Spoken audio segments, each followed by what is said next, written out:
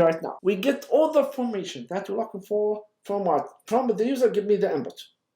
There is a chance that, way that, we can extract the information that's stored in the disk, on the file. Or maybe I'm gonna put the data to the file. Which is the one that, in the final exam, definitely there's a question. The data, I'm not gonna say prompt the user. I'm gonna say extract the information of the file, do some computation, maybe store it in another file. So here we're gonna take a look to different types of the topics. The first one, we take a look to the Java input output package because we're gonna deal with the file, okay? Then after that, see the simple thing, how can we read the text files using scanner? Or how can we have the data or file, whatever the file here in the system, let's say data, and the extension is text. We call this one text file. How can we read the data from the text file? How can we create a text file and store the data there? How can we append data to the text file? You know, append, that means you have the data already exists and you add data to the end of the file. This is the text file. Okay? Then we're going to take a look how to perform what's called parsing string using scanner. We're going to see how to perform this operation here. Then after that, we're going to reading structured text file. So the text file is not random, it's going to be structured. So it looks like you're going to take a look a different way. How can we reading and writing, you say object to the file. Remember the object class? For example, you create a class of student, or let's say person, or whatever class do you have that contains multiple instances. Then we're going to use them and create this object. I'm going to store the object entirely in the class. Then later when you retrieve the data, into the file. Then later when you retrieve the data from the file, I'm going to store the data back to the object to simplify the process. So let's focus at the beginning here. How can you take a look at the input output package, and after that, how can we reading the data from the text file? And we're going to show you the simple way we can use the scanner in order to perform this operation. Okay? So before we go this one, the Java input output package, which contains nearly every class that you need to perform that allow you to perform any input output operation in the Java. So that's why the name java.input output. Generally speaking, we're gonna use what's called stream, okay? Which is gonna represent an input source and the output destination. I'm gonna show you what you mean exactly by the stream in the Java input output package, okay? So let's take a look here. A stream, generally speaking, can be defined as a sequence of the data that's going to be transferred from source to the destination. Okay? So there's two types of the streams. The first one is called input-output stream, or input stream. The other one is called output stream. This means like a stream, the way that direction of the data is going to be go from the source to the program or application, or from the application to the destination. Okay? So the input stream using this one in order to what? To read the data from the source. So this, remember, when you say the source, that means from the desk, from the keyboard, from the mic, whatever source input to the system. So the data gonna be input stream, gonna be, it looks like a channel. You can assume that's channel, so the water can pass from the one direction to the other direction. Okay? We don't have water here. We call this one gonna be stream of the data or character. Okay? So we're gonna input stream, that means I have a channel between the source to the program. I can read the data, okay, from the source to the program. The output stream, that's opposite direction. That means, in the other side, that means you take your data from your code or your program and you're gonna store to the destination or the output. Mainly, we have a different output device we can use here. Simple thing we can use, for example, as an input device as a keyboard. Input device maybe can get the data from the file. Output device might be the monitor, might be mic, speaker, whatever. Speaker, or maybe a file in order to store the data. So this is the direction. Input stream from the file or the keyboard to the system, to the program or the code. Output from the code into the file or into the monitor. Okay. In Java, we have two different types of stream. I will say like sequence of data. We can represent the data two different types. The first one we can say byte stream. The second one, the character stream. This is easy to work with, the character stream, okay? What do you mean the byte stream? So the data is going to be handled like bytes of data. So each byte is going to be 8 bits. Okay? Each 8 bits is going to be 1 yard. That's what's called binary data. We don't store the data bytes data into a text file. The second one, we can call this one a character stream. That means used to perform input and output, of course, of the 16-bit Unicode character. So I'm going to deal with one character by character. So in this case, it's easy when you create a file, text file, you can easily store the data as a character in the file, so you can check, open the file, read the data, because A, B, C, D, etc. Okay.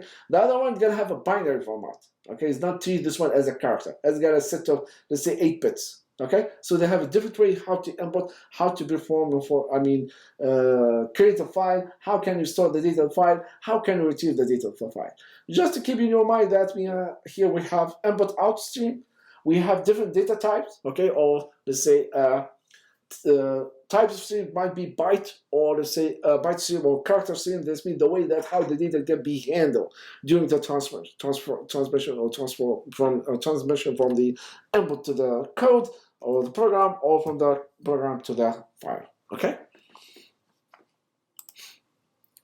We have what we call a standard stream, and we are familiar with the standard stream. Okay. All the programming language provides support for the standard input-output, which is the one that we use so far.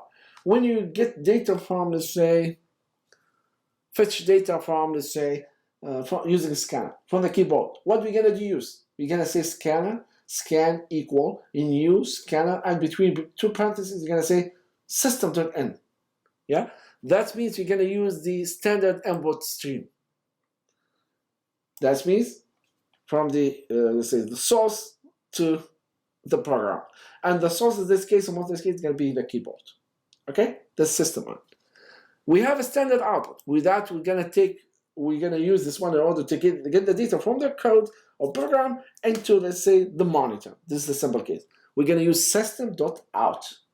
Doesn't mean we're going to use the output stream in this case. We have a standard error with another standard output. Okay. We use this one in order to output the error. Sometimes, remember, sometimes we use system.error. Oh yeah? Not out. Sometimes use this one.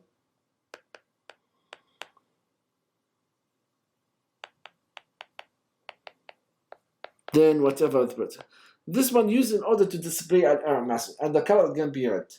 Just speaking, by default, this error of the output is going to be displayed or sent to what's called, to the monitor or to the screen, generally speaking. Okay. You can modify this one or store this one in the file. That's different story.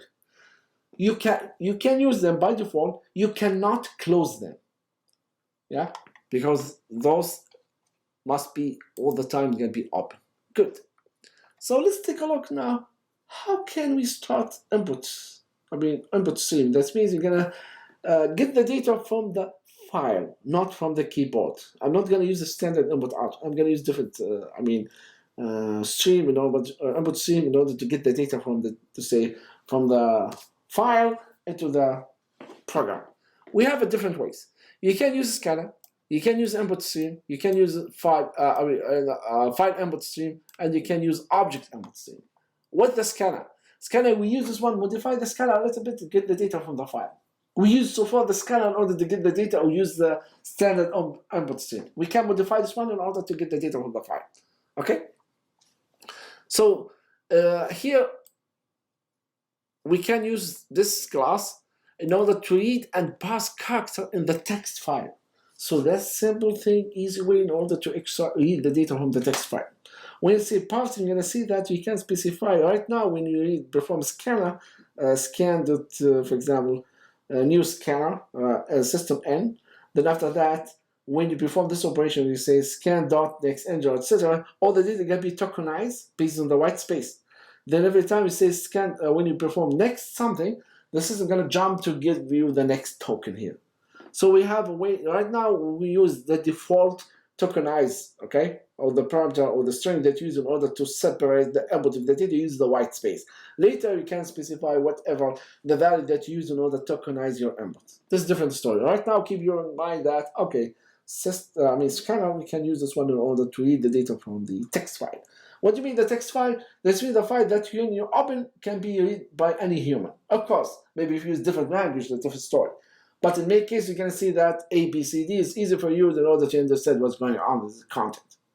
Okay, because you use a character, it's going to store the data. Input stream, that means this abstract class, superclass, which represents an input stream of raw byte. That means in this case, I'm going to use the input stream of the file input stream in order to perform what? Read the data from binary, or as they say, raw bytes or the binary format. It's not as a character. Okay, that means when you open the file, you're gonna see. I don't know exactly what's gonna content of this file. It's not clear. Okay. The other one, we call this one the object input stream. That means, remember I said we can use an object, read the data from the file and store this one in the object. Or you create a file and store the data as an object in this file.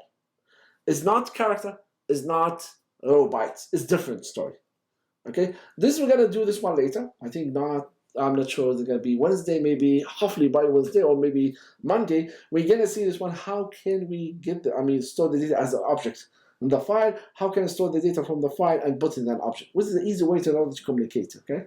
Because you can't put all the information in an object, then store one object at a time. When you receive the data, you can receive the data in the object, then automatically you're gonna see that, for example, you can say, for example, this object has, for example, student ID, student name, student address, so you can say get object dot get, for example, student ID, give you the student ID. Get, for example, student name, give you the student name, and etc.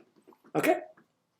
This is the input stream, which allow again to read the data from the source to the computer. So they have a source, and this is your program. Okay? The second one, this is, the hierarchy. You can take a look at the class. You see everything, object everywhere. Then we have like a scanner, and we have input stream. And the scanner belongs to this class. It belongs to this package, java.utility. And the input stream, anything input output, anything must be go with the Java input output. And this one, this is abstract superclass. So that can have file input stream and have object input stream. This one deal with the object. This uses with the byte or bytes. Data deal with the bytes. This one working with the text file. Okay. So the other one, just to give you 1 minute, then after I will stop here. Here we have what's it called, the output. So in this case, you have your code. You are going to store this one as an output. And when you say output, this means you're going to put with output stream, you're going to store this. You are not going to use the standard output. You're going to store the data into a file. Okay?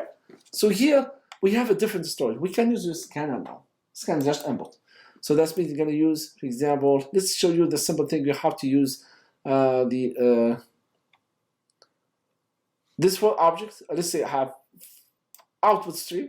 As you have input stream and output stream, that's going to be abstract class. Okay, so when you say file output stream, that means in this case output stream data written by your own is like bytes. Okay, store the data as a byte. When you store the data as a byte using the file output stream, in order to read the data, you have to use this one using the file input stream. The way that you use in order to store, for example, if you use, say, file or object input stream in order to store the data as an object, I cannot use, for example, file out stream in order to read the data because they have different formats. In this case, since you use file input, say object input stream to store the data as an object, so that means when you retrieve the data, you have to use file output stream because you are going to store the data as an object. If you store the data as a raw data, like raw bytes, that means when you read this one, use the method that allow you to read the data from the raw file or raw bytes.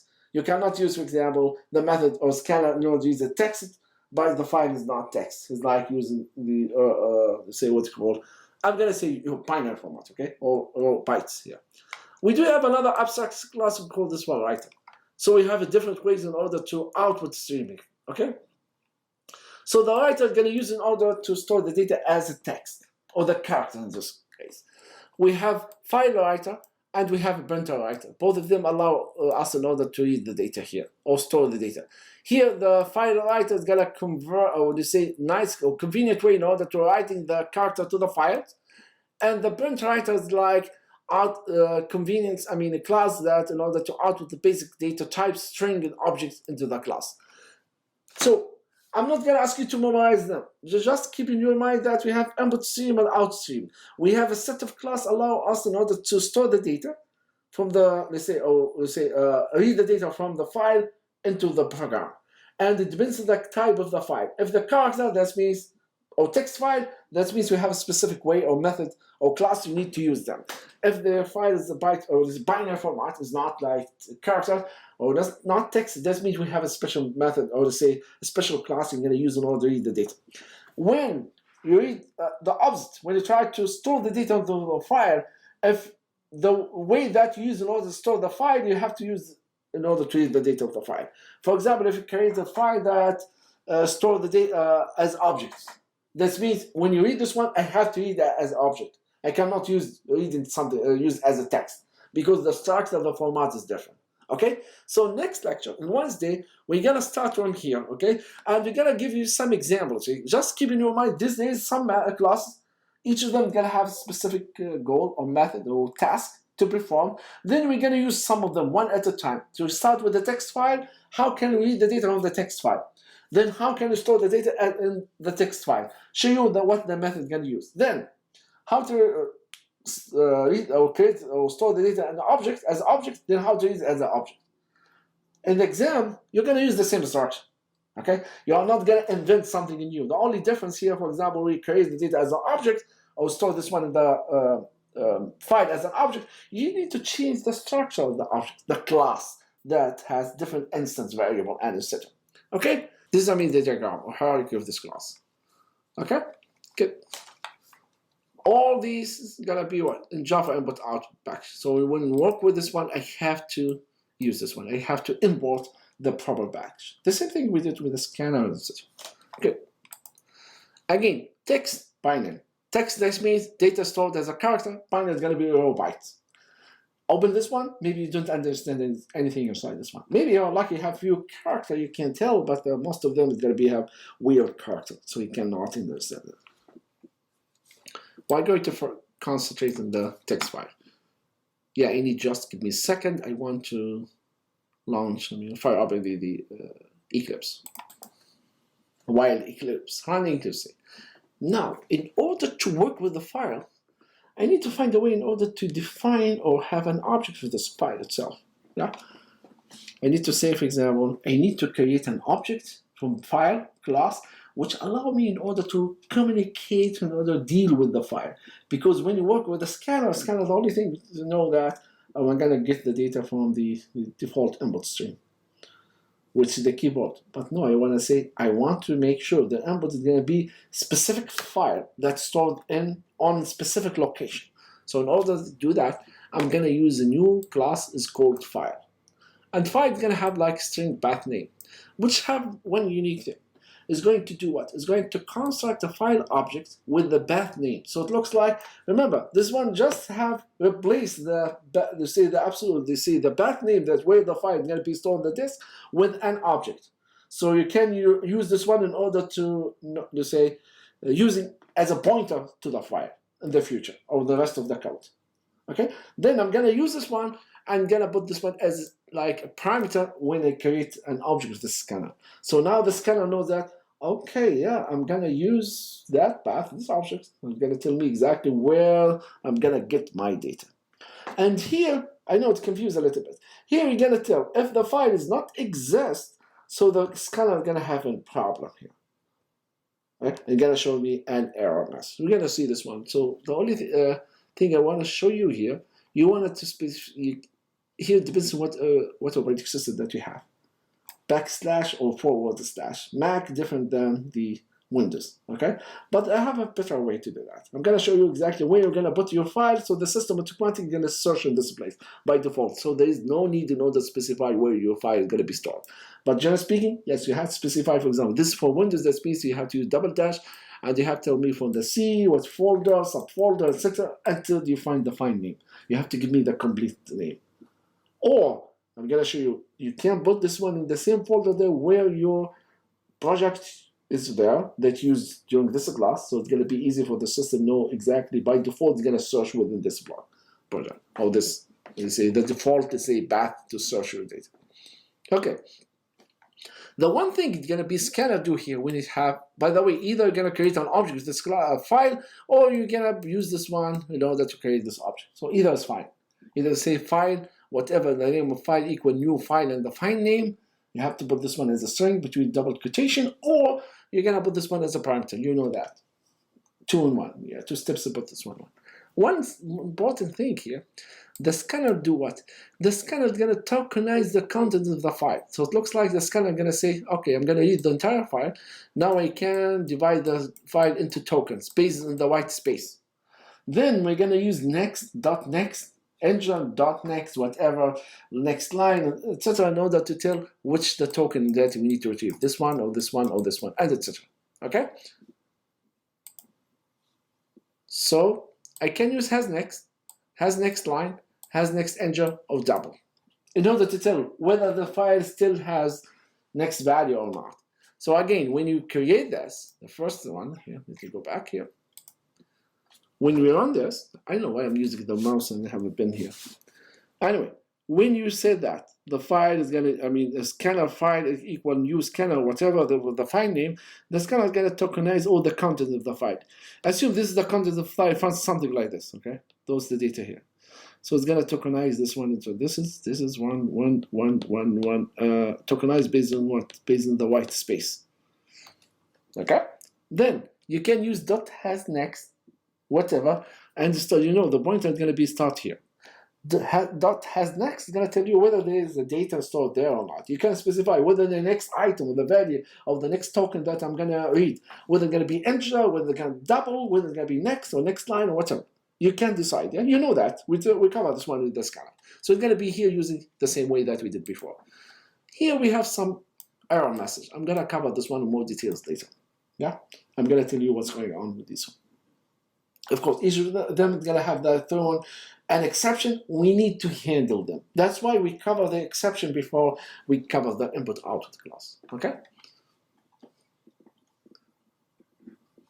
We do have 2 different types of exception here, by the way. Let me give you an example here.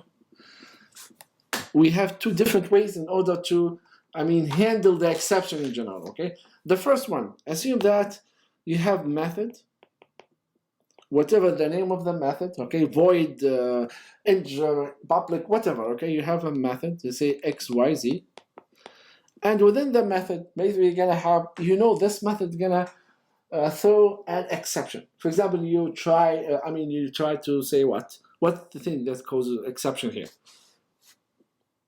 You know that you try to open file, for example, and file is like what's called a checked error. That means you have to put this one between try and catch or use throws. Okay, so I will show you the difference here. So the simple thing, when you build my method here, I can say this one throws whatever input output exception. What does that mean here? That means I'm not gonna handle any error might happen here inside this method. The one who's going to call this method is gonna be responsible on how it's gonna handle the error. That's what when you use the throws here. Clear? That means anyone is going to call this method, the parent, whoever called this method, who is the one is going to handle the error. If there's any exception going to be thrown. I'm not going to handle this one within this my method. So you can open the file without try and catch. Clear? The other one, which is the one that we are going to use most of the time here. No, I'm going to handle any error inside this method. Oh, if you want to do it by yourself, but this means you have to use a try and catch. You see that? You see the difference between throws, they say exception, or whatever kind of exception will going to be in the name of the method, or if you use try and catch. Okay? I do have an example here with this one, so let me share with you first back to the slides. Make sure that's in the right one. Then I'm going to give you an example. So the simple example here, I'm not going to read the data of the file. I'm going to show you the file. General, I create an object of the file. Then I'm going to show you what kind of method you can perform that. Then we talk about the exception, etc. The second one, I'm going to show you that how can we read the data from the file in simple way, okay? So assume, before we go that way, let's take a look at the file. I'm going to create a text file, Of course, when you use the data, must be the file exists with specific data. I'm gonna specify those data. This data is gonna be stored in the file. Okay, 3 numbers. I put this one, each of them in line. Okay. So here, when you perform that, you're gonna see that I'm gonna use a file and put whatever the name you want, new file, and here specify the name of the text file that you want to read. I assume the data here is stored here. We name this file input.txt. Okay. I'm gonna use the data text file. Okay. Then I'm gonna use a scanner. Okay. A scanner use the input file they use. This is the absolute, we'll say the abstract, or they say an object is where the file is gonna be located. I'm gonna use this one. Here at this point, the scanner is gonna say, they say whether the file exists or not. If the file is not exist, it's gonna throw an exception. Okay, so that's why you need to deal with. What we did here, we said that we're gonna use a through input out exception. Whatever any exception related to input out, because any kind of exception here is gonna relate to the input out exception. The main method, the sub method is input output. Then the one or the side this one, I mean the sub method or sub exception, it's not important for us because they said whoever going to call this method is going to have the responsibility, is going to take care or handle any exception. Okay, since there is no one called this one in the Java virtual machine, so if any error happen, then the system is gonna crash. Okay, so don't use the throws until you have, for example, maybe you're gonna call this method somewhere else, from somewhere else, or whatever, any program, and at that time, at that place, you have to handle the error.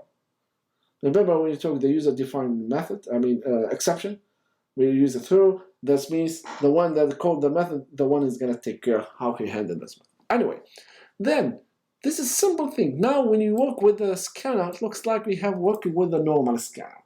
Okay, so you can iterate and say whether the data of the file has a next or not. Let's be on this one here, using, I mean, clean that. When this is the outcome here, it's gonna say I don't have a data. I'm gonna tokenize this one into 3 places, 3 tokens here, based on the space. Yeah, that's what the normal one. Then the pointer is gonna be here, and you say while file dot has next. I'm talking about this one. Yeah, so this is, I mean, the object that we use. It has dot next. Yes, it has something. Good. Then I'm gonna iterate. So while there is has next, continue doing the following operation. So what we did here, the first one, read integer. So read integer, read this data 23. Put in the number. Now the pointer is gonna jump to the next line. Yeah, because this, or let's say, I prefer to say the next token. Okay. Then here, what we have here. Each what you do, for example, just we read the data from the file, then we wanna display, print it out. Okay. Now continue here. I'm still Y because they say it has next. Yes, has next. Read it, display it. Okay. Jump to the next.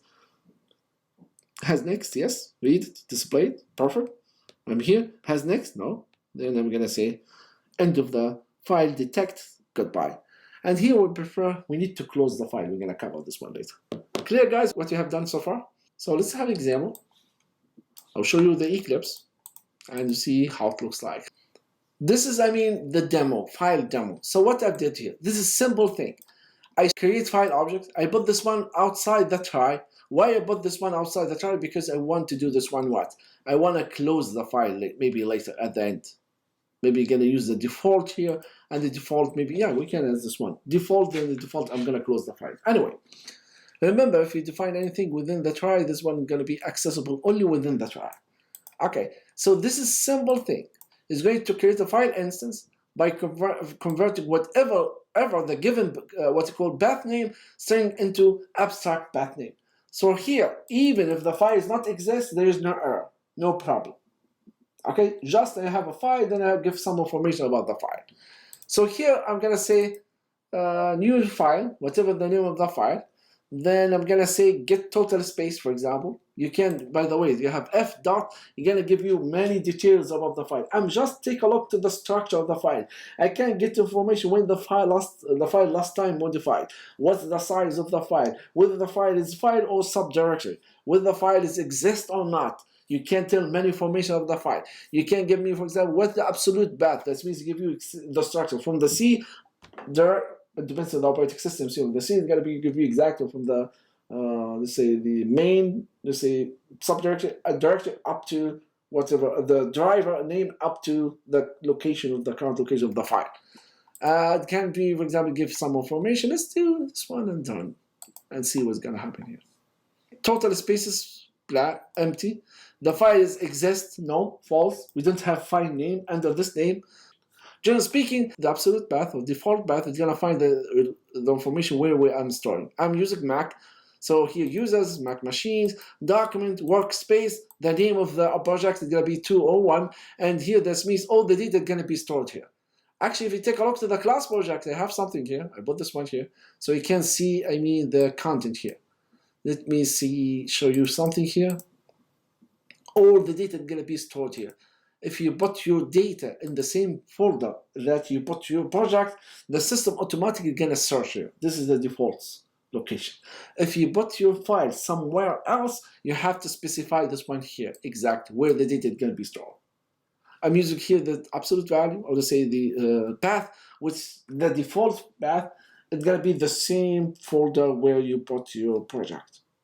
Don't put the file inside the source. No, put this one in the same folder. So you see the project name CS21 in my case, so all the files gonna be here inside this one. Okay, in the same folder. Okay, so you can avoid. Otherwise, we have specified the location and depends on what operating system you use. One is C:// and you specify where you put your data. Okay. So that's about the file here. Let's have the echo file data. So what I did here, the symbol formation, I will put the data here. You see the data is here. Let's show you how to create a file, new file here, text file. The simple thing here you can do here, you can click here, or you can't see it. Okay, I'm going to click here, or create file. I can say file, let's say new, and I'm gonna say untitled text file. Unfortunately, you can't see this one because I cannot share the whole screen with you guys. So anyway, just click here, and you can tell, for example, I need untitled text file. The recording, you cannot see this one in the recording. Okay, so in the text file now, it allows you to see what you wanted to store. I want to store, for example, 212, 2034, space, to say 122, 100, to say enter, 89, 900. Okay, I'm done. So when you store, you can say file, save as, or let's say file, save as. I'm going to use save as, or maybe you specify just save as, and the save as, you have to tell me exactly where we're going to store this one. I'm going to store this one in CS201 exactly, and the name I'm going to say whatever, let's say CS201.text. That's what I call it. Okay. The reason I put this one like this because I'm gonna say each of them is gonna have one token. Yeah, tokenized. So now the system, when you read this file, I'm gonna try to read this one and display. I'm gonna say there's one token, there's second token, there's a third token. Why? How can you tell? Because the default delimiter that we use in order to specify the different how the system was gonna tell the next token is a space. Either white space, we call this one line, 100 space, 1000 space, all of them are going to be white space, or enter. We discovered both of them are going to deal with it as a separator or the next between the tokens.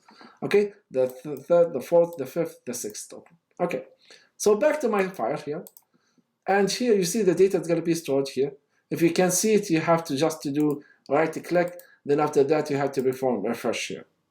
Okay, if you can't see the files here, you just right click on the project, then you try to use refresh or F5 in order to make sure the change is going to be reflected here. Okay, I'm using Project Explorer here. How can you use this one or find this one? Just click over the project that we have. Okay, you can see this one here. Then after that, you can say show on, Project Explorer. So it give you another tab here. So that one is easy. You can back and forth to see the content, etc. Especially we work with the files, so it's gonna make our life easier. Anyway, so now we open the file, and the file is input text. Okay, I use the throws, let's say exception. If I didn't do that, do you see what's gonna happen in the system here? So there's some kind of error that you have to handle them, and some of them you don't need to handle them. Okay, this is one kind of error that we have to handle them. You see, the system has said, no, doesn't mean the file does not exist or not. you have to either add through declaration, or you have to surround it by what's called try and catch. This kind of error that you have to handle. Okay?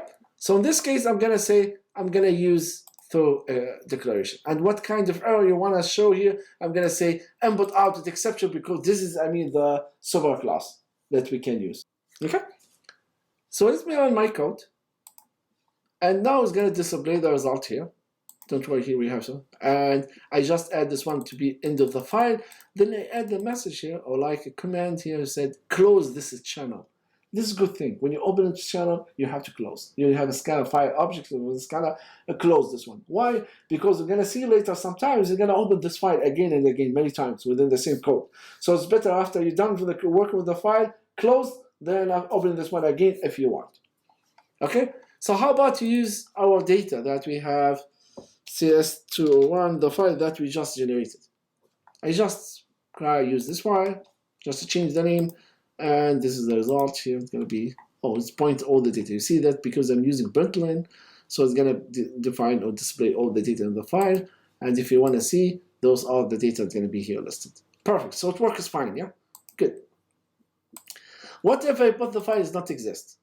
Okay.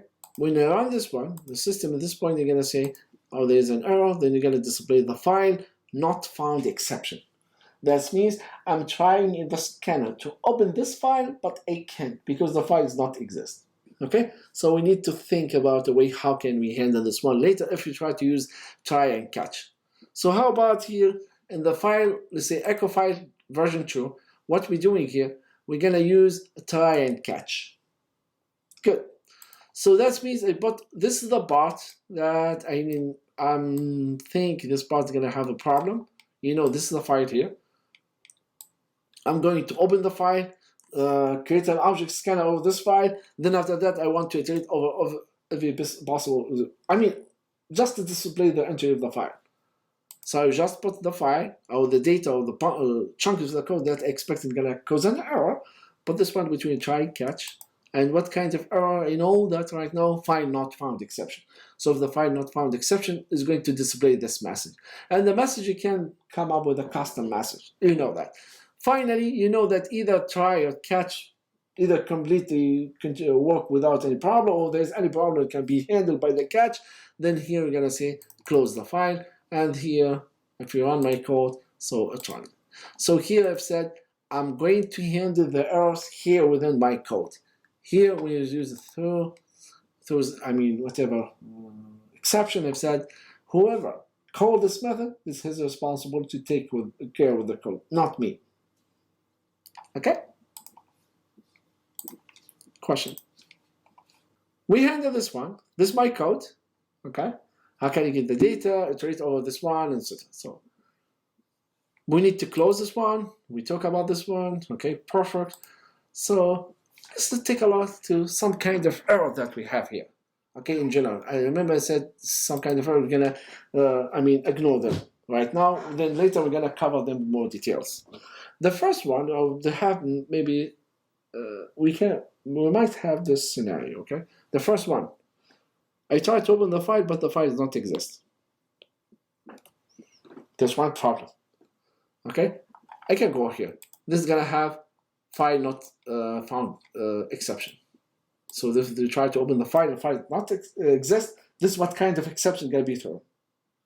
If you use the try catch, you can use this one. If you want a more detailed try catch. So I want to say maybe you can use input out exception, which is a super class of the exception here that's dealing with any exception related to the error that's associated with opening the file, dealing with the file, access the file. Yes. But sometimes you need to have you have a different error message. It depends what kind of message or what kind of error happened while you try access the file or dealing with the file. So anyway, file not found exception, that means thrown by the scanner constructor if the file name is not found by the scanner. Good. With the second type of the other scenario that we have may face, we could attempt to read some data and there is no data to read. So it looks like I'm reading the data, then there's no more data to read. But I'm continuously read data. So it looks like I didn't configure the while loop correctly. Okay, you're starting reading the data until you're done. There's no more data to read. But after that, you continue reading the data. Or maybe we can do this error. What I'm going to do here, I'm going to do while loop. While, for example, whatever the file that we use dot has next, I'm going to read the data. Okay. Once I exit from the while loop, what does that mean? There's no more data to read. Then I'm going to say, let's try to read the data here after I exit from the while loop. The system going to say no. Then after that, I say there's an error because you tried to read the data while there's no more data. Then this one is going to cause what's called, no such element exception. That means if the scanner method try to read beyond the end of the file, you're done reading all the entire data, and you said dot next or next engine, there is no read data. So in this case, the system is going to show you this error. So the file not found exception, that means you try to open the files, don't exist. That's by the scanner. The second one, no such element exception. That means you try to read beyond the end of the file. No more data to read, and you don't listen, like my kids, then and continue reading. I will try to read. So the system gonna give you this error. The other one here, which we are familiar with, you tried, or maybe you're gonna read the wrong type of data. You said dot next engine, and the next data or the next token that you're gonna read is double or string. You see that? So you know that the input mismatch. Yeah, we know this kind of error. So that means this kind of exception gonna work here, or gonna be handled, or they're gonna be thrown. In this case, input mismatch exception. Clear?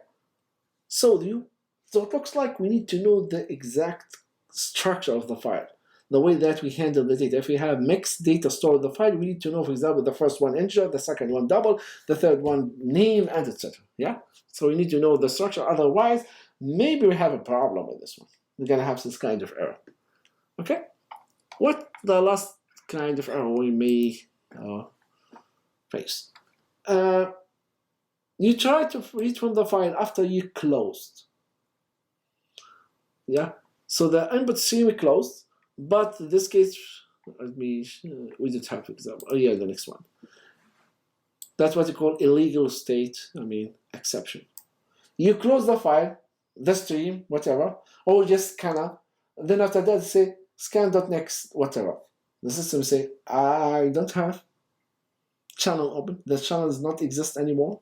So in this case, you're gonna have illegal state exception. Clear, guys, this kind of errors? So now we take a look, one interesting method. We're gonna create a file that contains mixed information. The string double, or let's say it's gonna have, let's say a string, then integer, then we're gonna see how can we read them correctly. This is classic movies. And those are the list of the classic movies, okay? And for sure you are like the last one.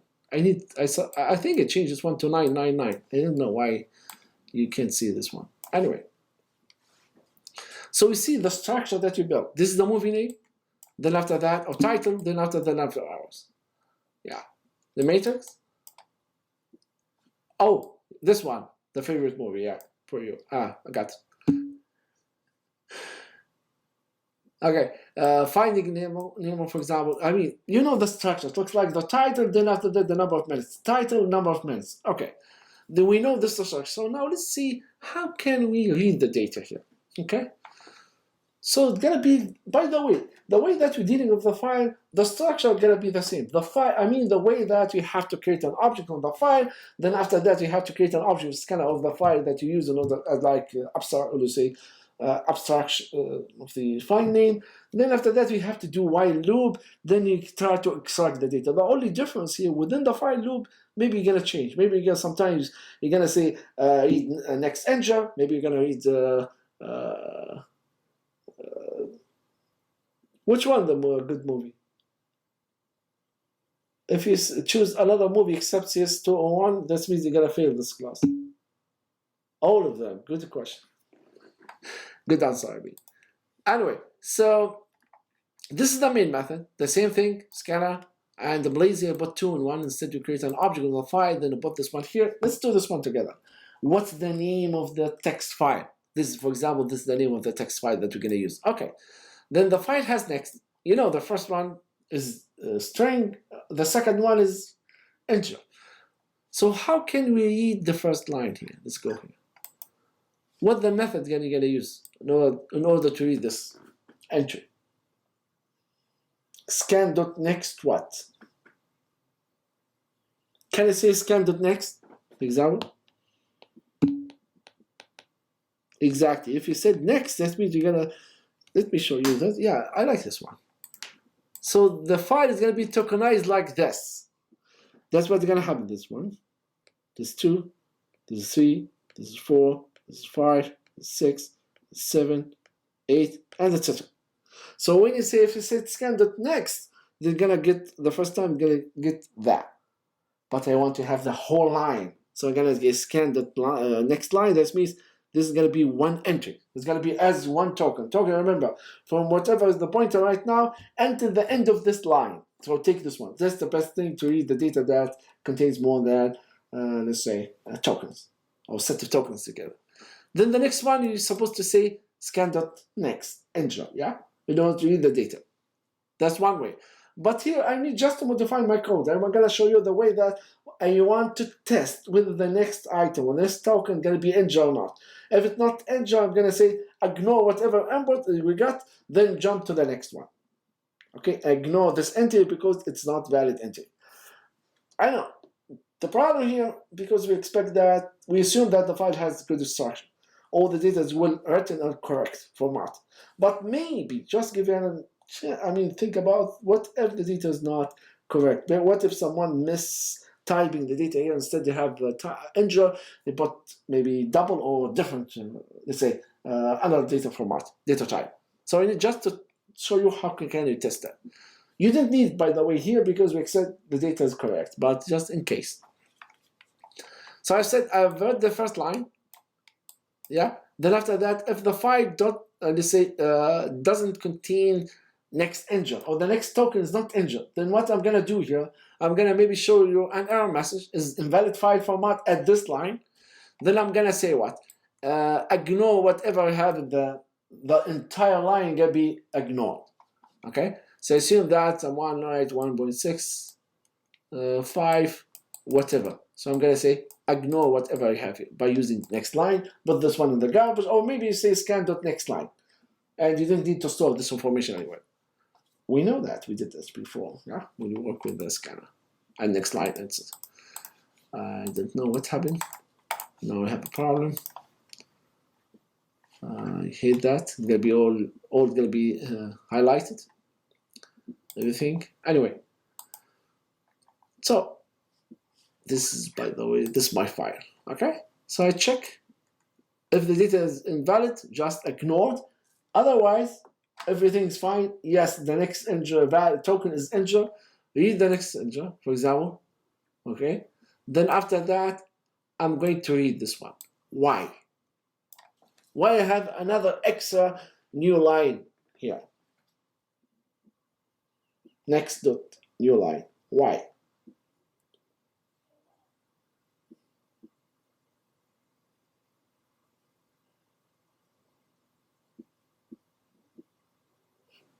Because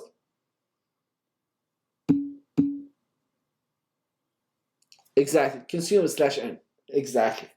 Because what happened here? Let me show you here what's gonna happen. New line. Exactly. I'm gonna show you here.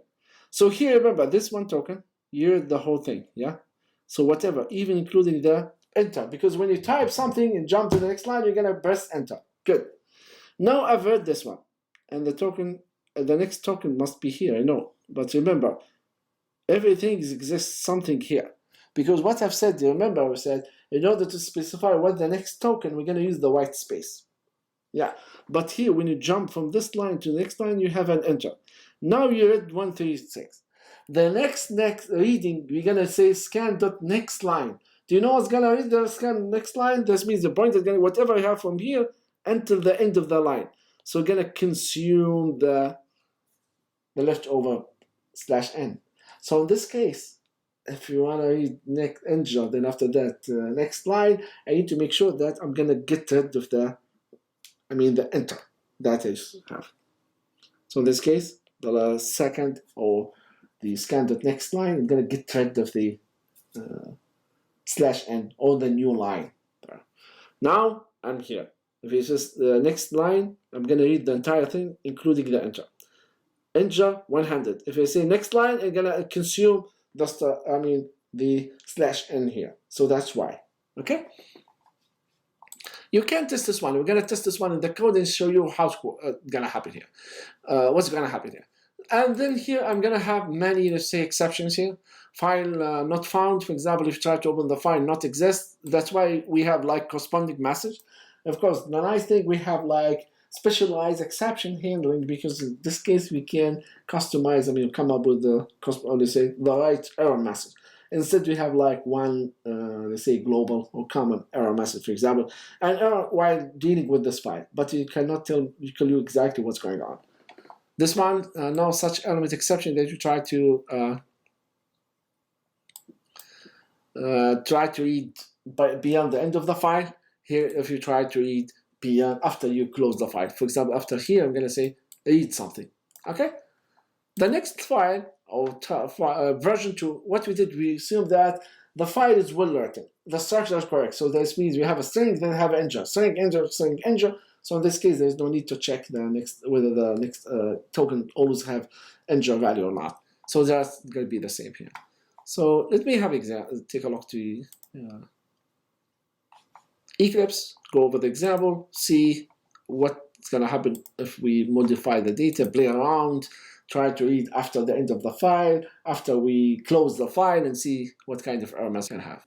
Let's remember what's the name of the files that we try to open. Yeah, sorry, source, and you just go to classic movie that I'm trying to use here, the same file, and just run the code and see what's gonna happen. Okay, everything's perfect. And just to add, by the way, minutes here, just to show you that, for example, the matrix, then comma, and let's say I add minutes. So it's gonna be something interesting. It's clear to see. What if I use different file? Let's say wrong file. This means gonna throw what's called file not found exception here in this case. We try on the code. So it's gonna enable to find whatever movie file exiting. Okay, then let's have the right movie file.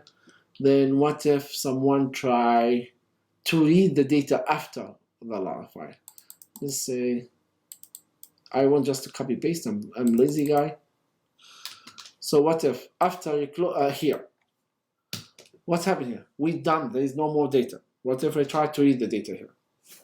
Okay, and see what's gonna happen here. Let me run here. Attempt to read past the end of the file. What was your question? Let me see here. Isn't it okay to just write file.next line? Yes, it's okay. Yes, you can do it. Yeah, you can do it. Yeah, where is it? Yeah, I can use. Yeah, it's fine. Of course, not fine what I'm doing right now. Yeah. Then yeah, it's fine here. So let me try to do what? Read after I close the file. Okay. Then in this case, the system is gonna say the file is closed. So that means it's gonna give me like illegal state exception, which is attempt to read after the file is closed. So I think this example shows us many scenarios, how to read the data from the file and how can we handle different, let's say, exception. Okay. So one question to you guys. I create here movie title, identifier variable, and here I create another movie title. Remember we talked about the first day of the Java class, we said you are not allowed, if you declare a variable, you cannot declare it again. Yeah? You cannot declare it more than once. But here we declare this one more than once. How? What does it mean, once in the loop?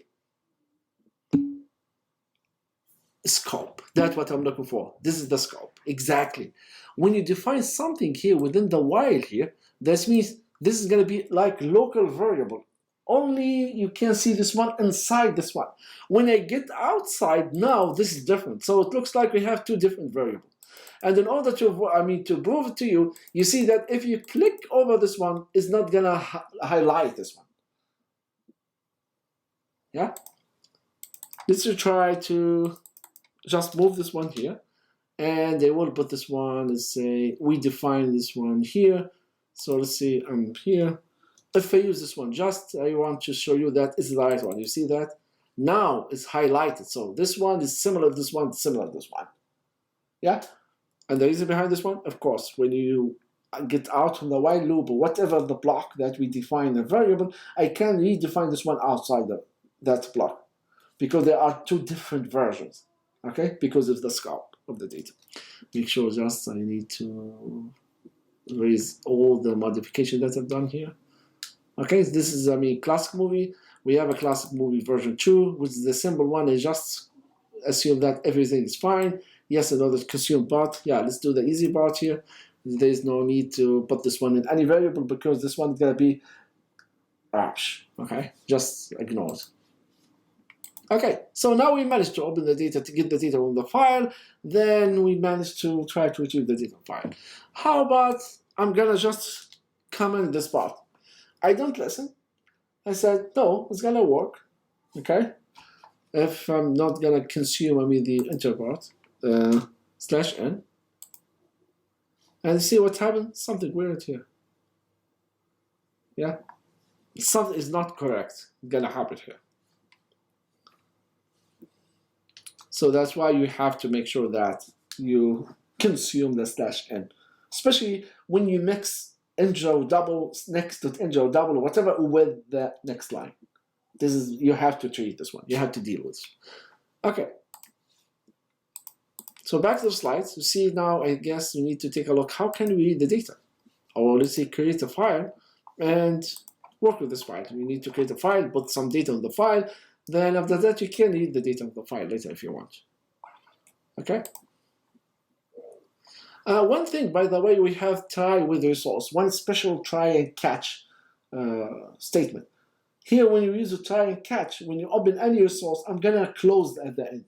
But the Java developer, they came up with a nice way to create an object with the try. Then once you get exit from the try, the system automatically gonna close all the resource again and open it with the try key. We call this one the try with resource here.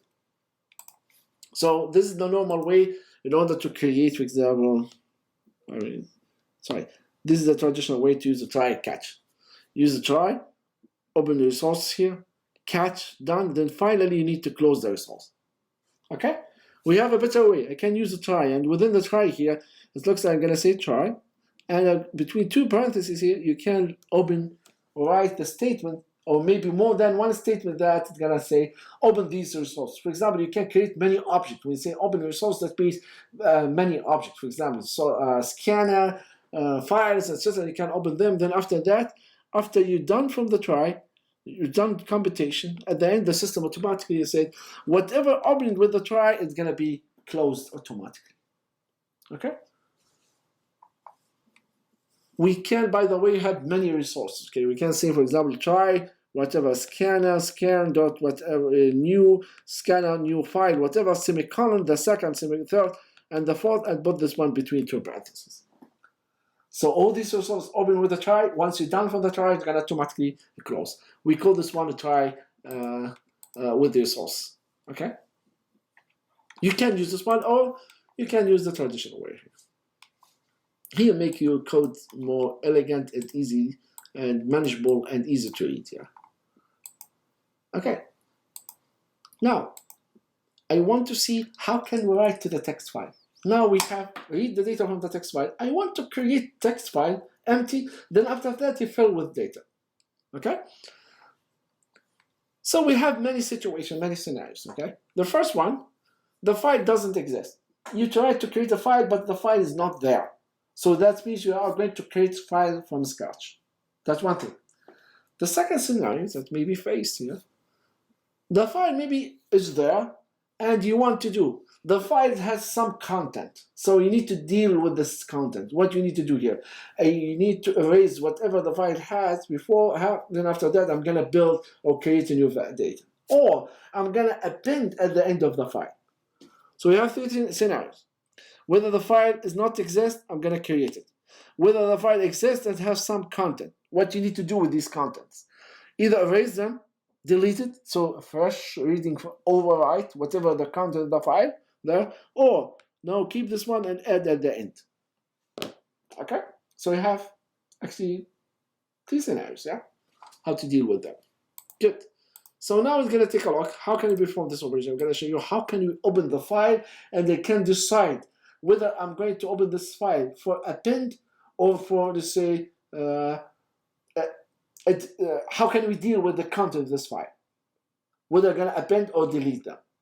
Append to the end or delete them, okay? So this means we're going to use different. I'm not going to use the file itself. I'm going to using different objects allow me to, in order to specify what kind of action you need to do. It depends on you, yeah? And allow me to have full control over the file. The first one, we're going to use file writer here. File writer is designed in order to write character to the file, so it's going to be text files. Good. The file writer is going to have, you can specify when you open this or create a file or open the file or an object with this file, you can specify whether you're going to replace the content of this file or keep them and append just the new entry at the end of this file. Okay? We're going to use print writer, which allow me an object or class in order to allow me to convert what's called the basic data types from the integer, string, char, etc. into, let's say, to the character in order to store them to the file. So like, I'm not going to complicate it, but we have some steps. We need to follow them, and we're going to use the exact thing later. The only difference is that maybe the task is different, but the structure is going to be the same. You're going to open the file. You have to decide what you're going to do if the file is already exists. What's going to do with the current, whether you're going to replace the content or maybe append at the end. That's one thing. Okay. Then after that, we're going to specify the way how can we store the data in the file. So here it looks like you have a write or append. All right, that means whatever the previous content of the file is going to be replaced, completely replaced, erased. Then file with the data, append, you're going to add at the end of the file. And here it depends. Yeah, if the file exists, do the same thing. Do this operation. If the file not exists, I'm going to create the file. Then after that, allow you to perform the operation here. Okay. So the file writer, I'm going to have what? I'm going to say, remember, similar to the file, but different. Here we have one extra feature. Here, give me the name of the file between the same string. Then here, comma, you have to tell me the mode. And the mode is going to be Boolean value, either true or false. If you use this mode, the mode is false. That means here what? The content of the file, if any exists, this means it's going to be replaced. So overwrite whatever you have in the file. If you specify the mode to the true, that means append.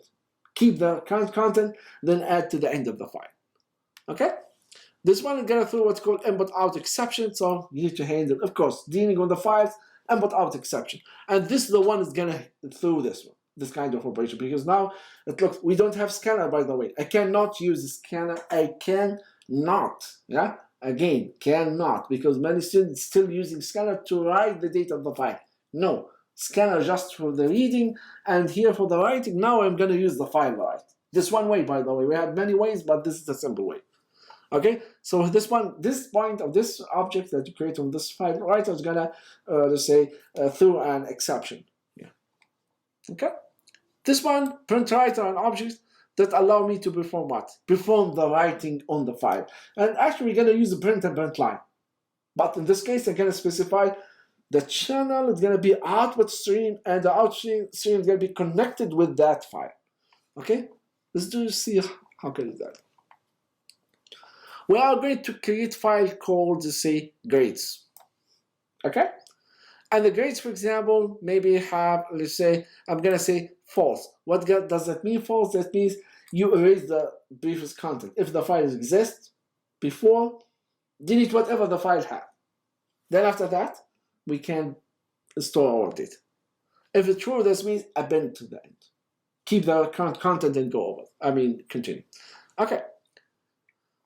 So I'm going to create, after you create file writer for this file, so here we need to create what's called print writer. We're starting now. Remember, this open the channel. Now I need to scan. Remember, when you use a scan, I create a scan object of the file. Then after that, I'm going to use scan.next and etc. Here, when I open file to the right, so remember, when you display or get the perform output from your code to the monitor, what we're going to do here? Use println and print, yeah? The same thing. But the difference here, we're going to say, you please don't use the normal channel that we work with. Use that channel. The output channel is going to be connected with this file. That's why I use this one. So it looks like this is my code, and I open channel with the file that's called grades. Okay, the text. Now when you say bw.print, that means whatever I have is going to be printed in the file, displayed in the file. And now we have full control. You can specify print, println. Print, that means print and stay in the same line. Println, that means what? Print, then jump to the next line. So you can specify the structure that you're looking for. That's great. Yeah. So assume that I'm going to display one. The first one, I'm going to say CS201, and they have to put space. Remember, if I said print something, then after that, print something else, it's going to be next to each other. There's no space. Make sure that you make space if you have different tokens. You want to store them, yeah? So here, I specify that I'm going to print this data. Something says 201 space. Then after that, I print 95, then jump to the next line. So the first one is going to be something like CS201, then 95. Now jump to the next line now to know that you perform this operation. With the similar thing that we did before. Printing to the monitor, know this printing into specific file, and you can do the same format. Good. The second line, for example, has a letter grade, and it's gonna print A. The third line has a count GPA, and this is the count GPA. Then after that, the last line, I'm gonna have successful, I mean student as of the spring semester, fall semester, whatever. I'm gonna say, but this one as a true, true or false. Okay? Good. Then after that, close the file. Let me see, give you an example, go over the Eclipse to see how it works. Okay? Before that, see here. Yeah. I will show you here, take a look at this code, then after that, we're gonna try to give you a quick demo about these codes using Eclipse. So here, what I did here. Yeah, by the way, notice that I'm importing something here. When you say input out with exception, because here I need to do what I need to handle with this exception here. When you try to use any class, print writer and the file writer, remember they've said all of them java.input output. Not by default going to be loaded to the system. That means you have to import them. In Eclipse, it's easy. When you type whatever command here, they're going to give you an error message. You say, do you want me to import java.import whatever file writer? Of course, the answer yes. Okay? Anyway, what I've done here, after we insert one tuple or one information or set of information about CS21, we modify this one and say, I'm open this file again, another code.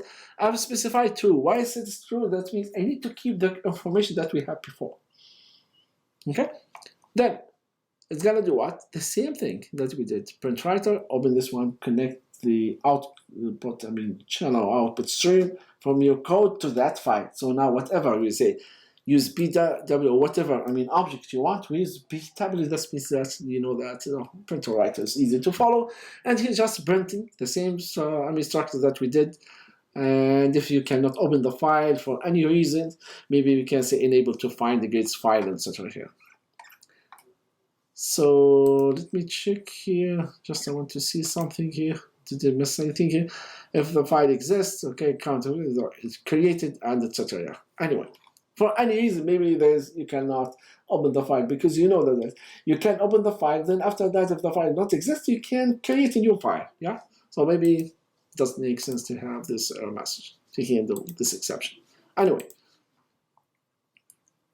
So I want to share the Eclipse, okay? Now we know the name of the files that you need to open. Let me close everything here so far. So it's going to have a clean screen. Then now let's take a look to the append grade here. And the first thing I'm going to do here, I'm going to go there. Okay, let me here. Yeah, usually I don't use this one, using the other one. Give me a second. Let's clear this. I want to have a file. Delete this one. I delete it. I remove this one, okay? I delete this file, then yes, okay, delete it. Then now the file does not exist. And let me try to see the file. Open the file, I'm gonna say false. This is append great. It's the same, but I need just to open the other one. I need to follow the exact example. Anyway, I think I opened the wrong one, yeah? No?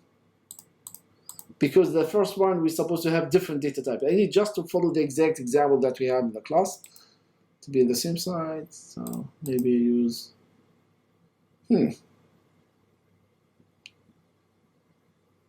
Okay, it looks like I override the content of the file. This one's supposed to be, let's do it. It says 201, and we said 95, yeah? And they say the grade is A, 3 points to say 99, okay? And the fall semester true, and this one I'm gonna say false. Okay? Delete the content of the file if it exists, and run my code here. Okay, the bad thing is when you write code like this, you don't know what's going on, what happened, yeah? So it's a good thing when you work with the file and after you're done, maybe you can add one statement said, okay, for example, system, just notify the user that you're done inserting the file successfully or something like that. Because see that once you insert the data, nothing appears here and the code is executed. So it's good practice to have system, just print a statement after you insert the data. For example, just say, for example, done. For example, just simple thing here. Okay, this is false. Don't worry, I'm gonna do this one again. Run. So at least this one is gonna be done. Inserting the first type, I say row or table or whatever. Yeah. Then let me check the file to see the content. If you take a look here. Again, you have to refresh this one. Right click, refresh. Then after that, oh sorry, I need this file here. Yeah, this is the grades. If you take a look at the grades, that contains this information. You see that's what we just insert. Okay, let's now open the file, true. That means I want to keep the previous content.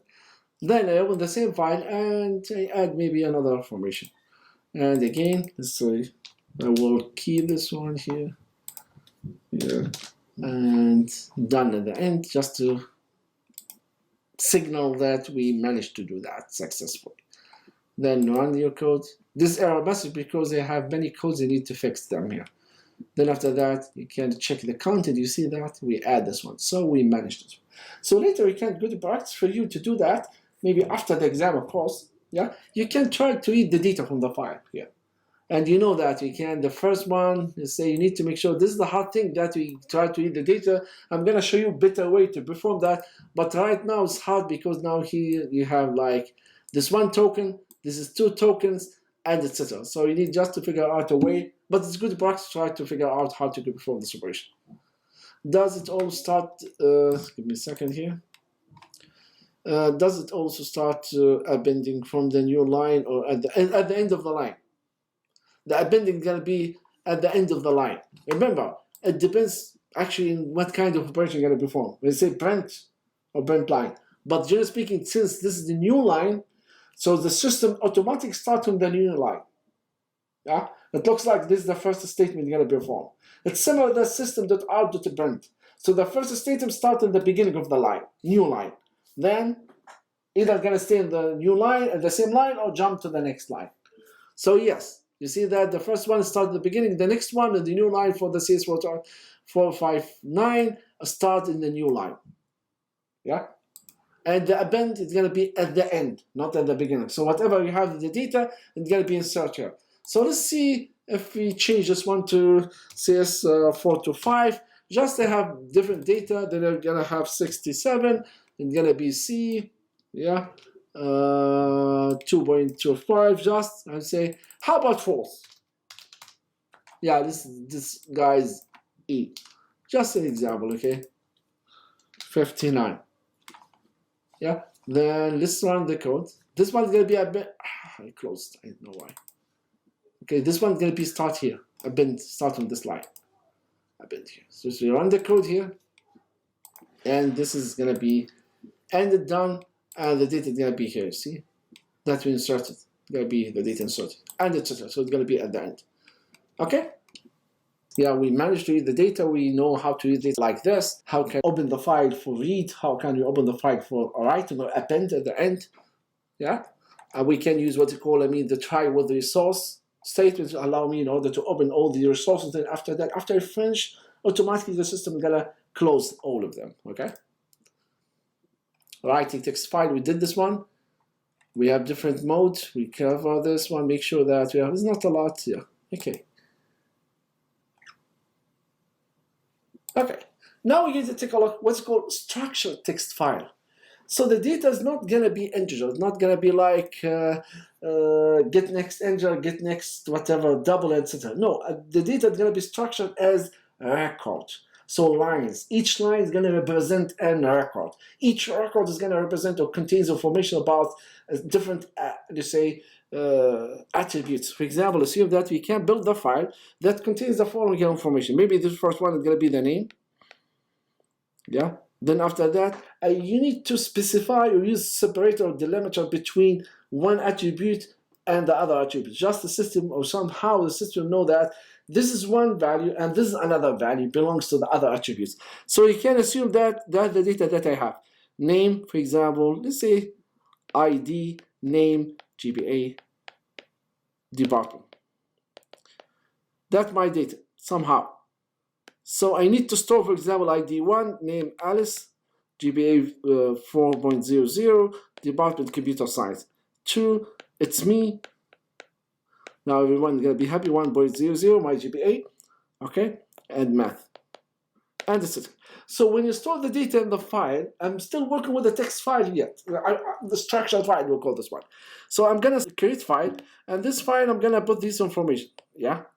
It's going to be 1. Then maybe I'm going to use delimiter, for example, colon, semicolon. I don't prefer to use the white space because maybe the name has 2 parts or more. Or the department maybe have department computer science, or math and information, or they say computer science and electrical engineering, something like this. So in this case, I'm not going to prefer use the white space as a delimiter or the separator. But I'm going to use colon, comma, bound. Any character is not part of the data, okay? Then after that, you're going to have, for example, Alice, then colon, let's say 4.00, then colon's computer science. This one, 2. Then the second, 2, and the name, and etc. So it looks like the data is going to be stored as a record, okay? So we have this is the way data can be stored. How can we read my data? Someone is going to say, okay, I'm going to read the string, get the char, no, it's not exactly that. Of course, it may be work, but we need to figure out how can we extract the data, how can we find a way in order to make sure that when you use, for example, scanner or get whatever method, can tell exactly the difference. How can you jump to the next and the next and the next? So far, the data I'm going to use here in the scanner, we're going to use a delimiter or the separator between one token and another token is the white space. Maybe there'll be 1, 2 space or maybe a line. Yeah, that's what we use. Here, they'll be different. You can specify whatever. It might be colon, it might be semicolon, it can be comma or whatever. Okay? So here, when we read this file, we're going to parse to say line by line. What do you mean by parsing? That means I'm going to take the data from this line here, line by line, because I know the data is the record. Each line is going to contain information about the record. Inside the record, it's going to have a value for a set of attributes, fixed these attributes, but the value is going to be different. The first ID, name, and such.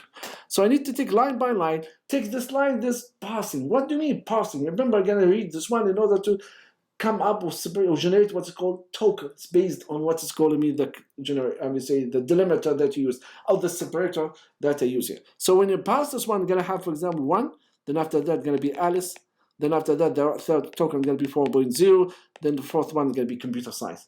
Now it's easy to read this one. I can see get integer, get next integer, next dot next, get next, double, and the other one is going to be string or dot next, something like this. Yeah, that's what you plan to do. For each line, we're going to perform the same operation. Let's see how can you perform that. I'm going to change the data. Okay, I'll give you different data. So assume that we have a data about good. So we have like a flight.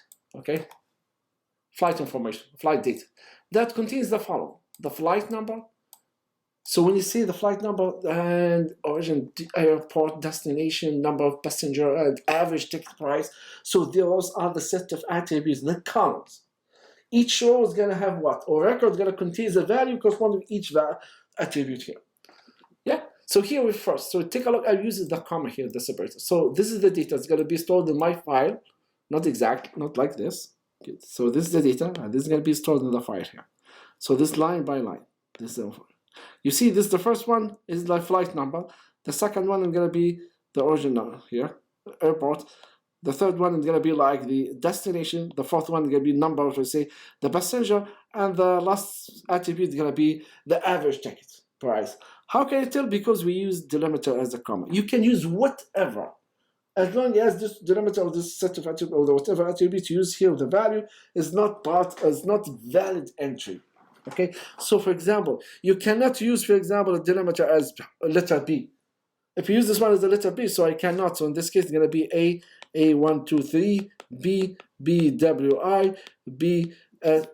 You cannot tell which the value that you're looking for. Yeah, that's why I use something that never use. Good. Again, any delimiter you can use. Good. So I'm going to use the scanner. And the scanner, one interesting thing here. The scanner has another, let's say, constructor. We can use this one in order to perform what? Allow me in order to have an input as string. Oh, that's interesting. We know the scanner, the system.n, or scanner maybe it's gonna be allow me to read the data from the file. Yeah, but in this case, no, I'm gonna put this when you build or create an object, this scanner object, I'm gonna do what? I use a string as a parameter to this constructor. When they pass this one as a string, as a parameter to this object, so do you know what's going to happen with the system here? The system is going to generate or tokenize or pass the entry of the content of the string into number of tokens. Based on what? Based on the default delimiter, within this case, white space. So assume that, give you one example here. If you said scan equal, let's say, new scanner,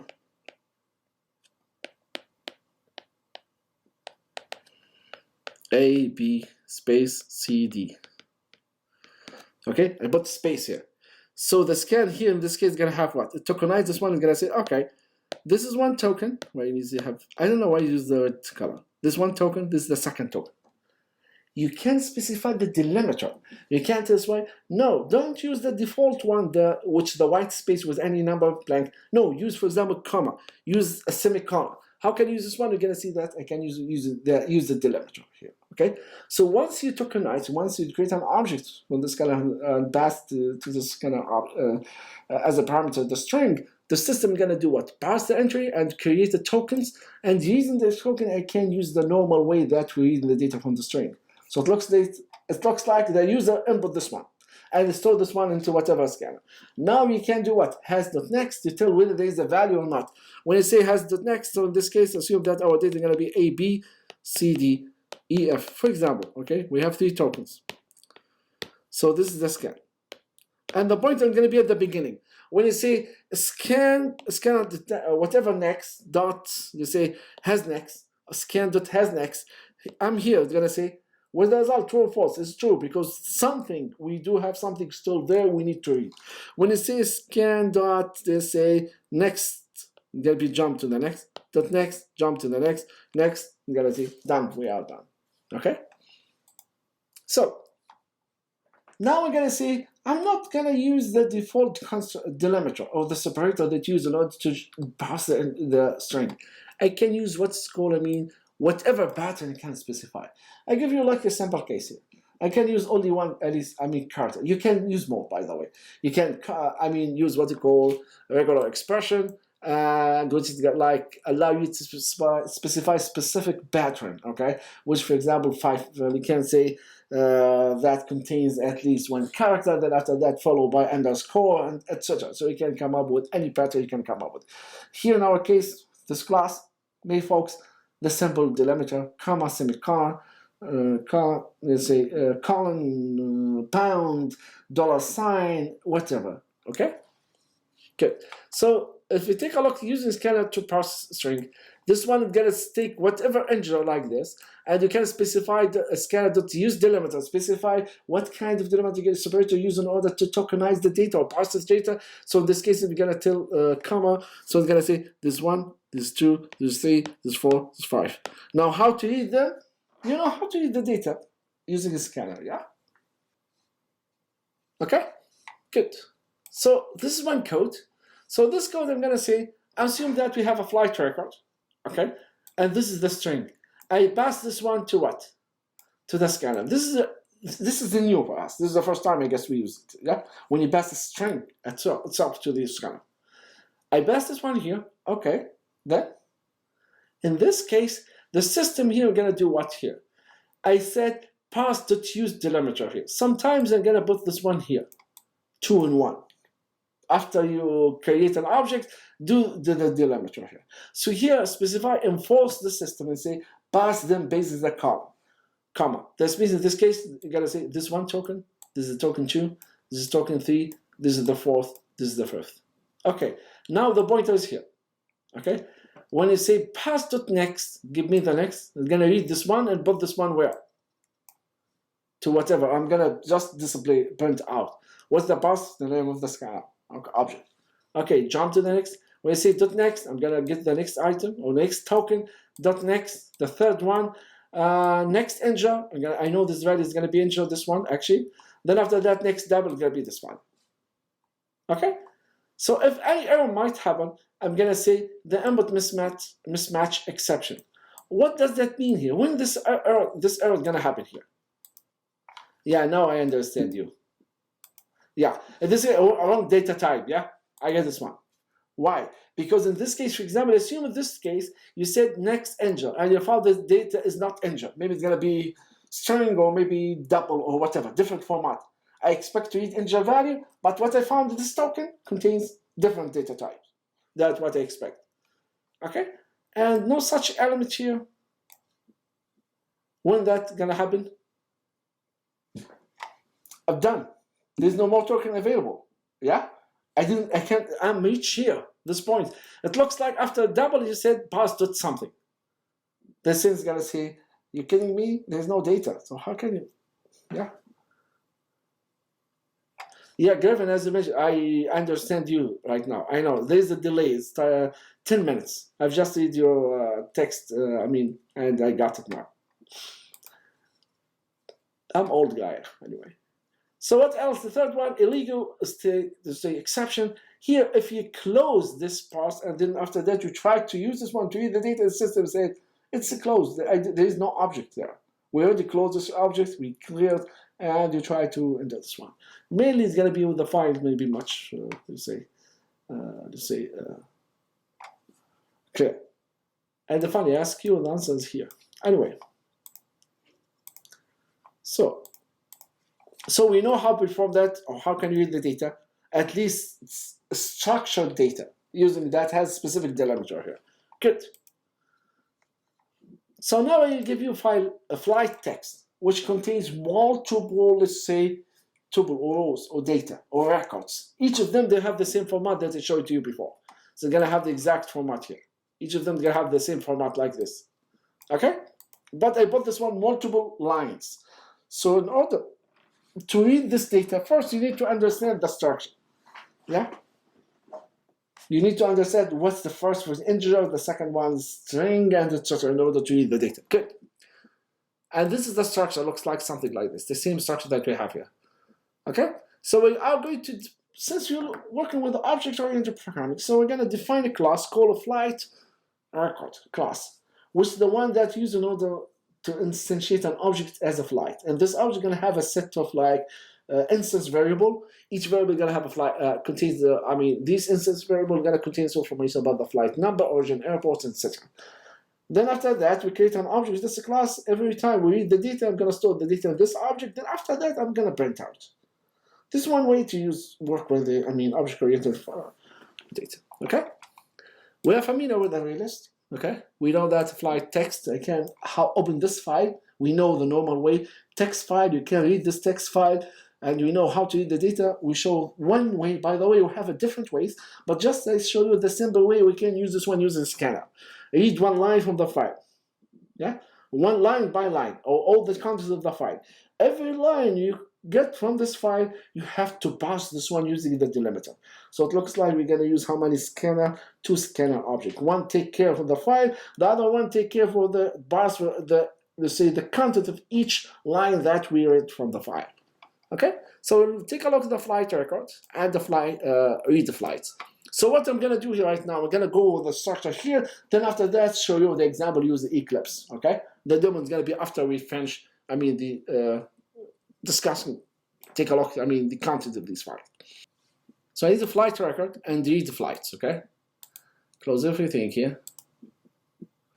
So this is the flights. If you take a look at the flights, you take a look what the content is, the contents of the flights that we have. Something like this, okay? So we need to read this one line by line. So I will first start with the flight object. Or, let's see. Sorry, flight records. Okay? This is the way how to create a flight, okay? We have like an object, create a class that you have a setter, getter, and setter if you want. The only thing I wanted to show here, just the most important thing, create an object, this class that contains information about each flight number and the number of seat, destination, and its average text price, etc. Then I need to toString. Of course, we need the accessor, motivator, etc. Other method. You have to add this one, but it's not required right now for our work right now. Okay. Just make sure that I'm in the right file. Okay, this is the flights. So in this case, in order to read the data from the flight file, I know the structure. So the first one, let's take a look. Ignore whatever you're gonna find here. Take a look at the first one. I create an array list in the flight record in order to read every record and put this one into this array list. This one fancy way in order to store the information. Okay? Here, I open file, and I know that the file must be the name of the file. Either you create a new object from the class file, then after that, use this one as a parameter to the scanner, or the scanner file here, you can do this one 2 steps in one. Open this one, I put this one within the try. That means this one is gonna be closed all the resource, so there is no need in order to close the scanner file action. Okay? Since it's gonna be the between try and close. Anyway. Here, take file that has next. What does that mean here? Take a look and see. I'm gonna take line by line, make sure that the file still has data. Okay, we didn't reach the end of the file. Is this one looks like, or let's say whether that file is gonna have somehow data. Okay, so anyway, so I take the first one, has next, yes, has data, is there. Okay, what you need to do here, read line by line. How can you read line from the file here? This is the point to remember. The file is going to be point to the beginning of this file. When you see file.read line, it's going to take the first line of the file, then it's going to read this one. So here it's going to take what? Take all the content here, and now it's going to be where stored under what's it called, the string read. I put this one in the string read. Do we have a problem with this line? Read the first line, put this one into string. Using what? The scanner object that open that connected with the file. Clear? I get the string. The string contains the content of the first line, or line by line from the file. I use this one. Take this string, I open another scanner. Why I need this one? I'm going to use the scanner in order to tokenize this one, because I'm going to use different parameter here. Or we're going to use, let's say, use different delimiter here to perform this operation. I use this one as a scanner. Why? Because this one, I need to tokenize this one into a number of tokens. Then I'm going to use the scanner object and I'm starting retrieving the data. Okay? Do you have any question, guys, here so far? Good. So this one, take the first one. Then take a line, tokenize. Then after that, I can say use the delimiter. Actually, I can do this one here. I can say use delimiter here. I can specify what the delimiter going to be passed here. So in this case, there is no need to have. I can do this one in one line. Now the pass is going to have what? It's going to have like tokens 1, 2, 3, 4, 5 tokens here. Do you want to read them? Yes. But this one between, take the first one, enter, the flight number string, Then after that, don't use next line. If you use next line, you're gonna own everything. You're gonna take the whole thing. Okay? And the flight number, origin, for example, destination, and etc. Okay? So here, you're gonna try. Why you need to do this one? Just like fancy way, I need to make sure that the contents are correct. I expect that, for example, we have like number of passenger, it's gonna be integer value, and I need to make sure the average ticket price is gonna be double value. So either if you are sure the content of the file that contains information that you're looking for and have the right data types, there is no need to put this one between try and catch. Okay, just here make sure that content is correct. So read all the information for the first one. After I done, I'm gonna create a new object. Okay, from this flight record. What's the flight record? With the let's say the class that contains information. Help me in order to design, in order to encapsulate, let's say, a flight record details. Then create a new, call the constructor, and fill this one with the number of, let's say, a set of attributes that I just retrieved here. So I get the first line here. Then after that, add to the what? The array list. So the array list is going to contain all the information about the first line. Then I get it while here. Has the next? Yes. I finished the first line. Now read the next line.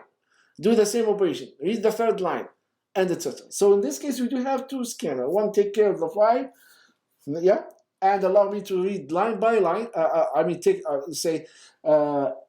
Get information from the file and read the file line by line and store this one into string. Take this string that contains information at specific line, then pass this one as a parameter in order to create an object, new object from another scanner class in order to let's say tokenize or let's say parse the entry of this class. Object or this scanner. Okay, or this string. Then after that, extract the information of this line. Once you're done, go this information to the next one. Okay, after you're done here, maybe at the end, after I'm done here, maybe you're gonna say do what? I'm gonna say iterate over every single element stored or an object of this array list and display the result. And when I run my code here,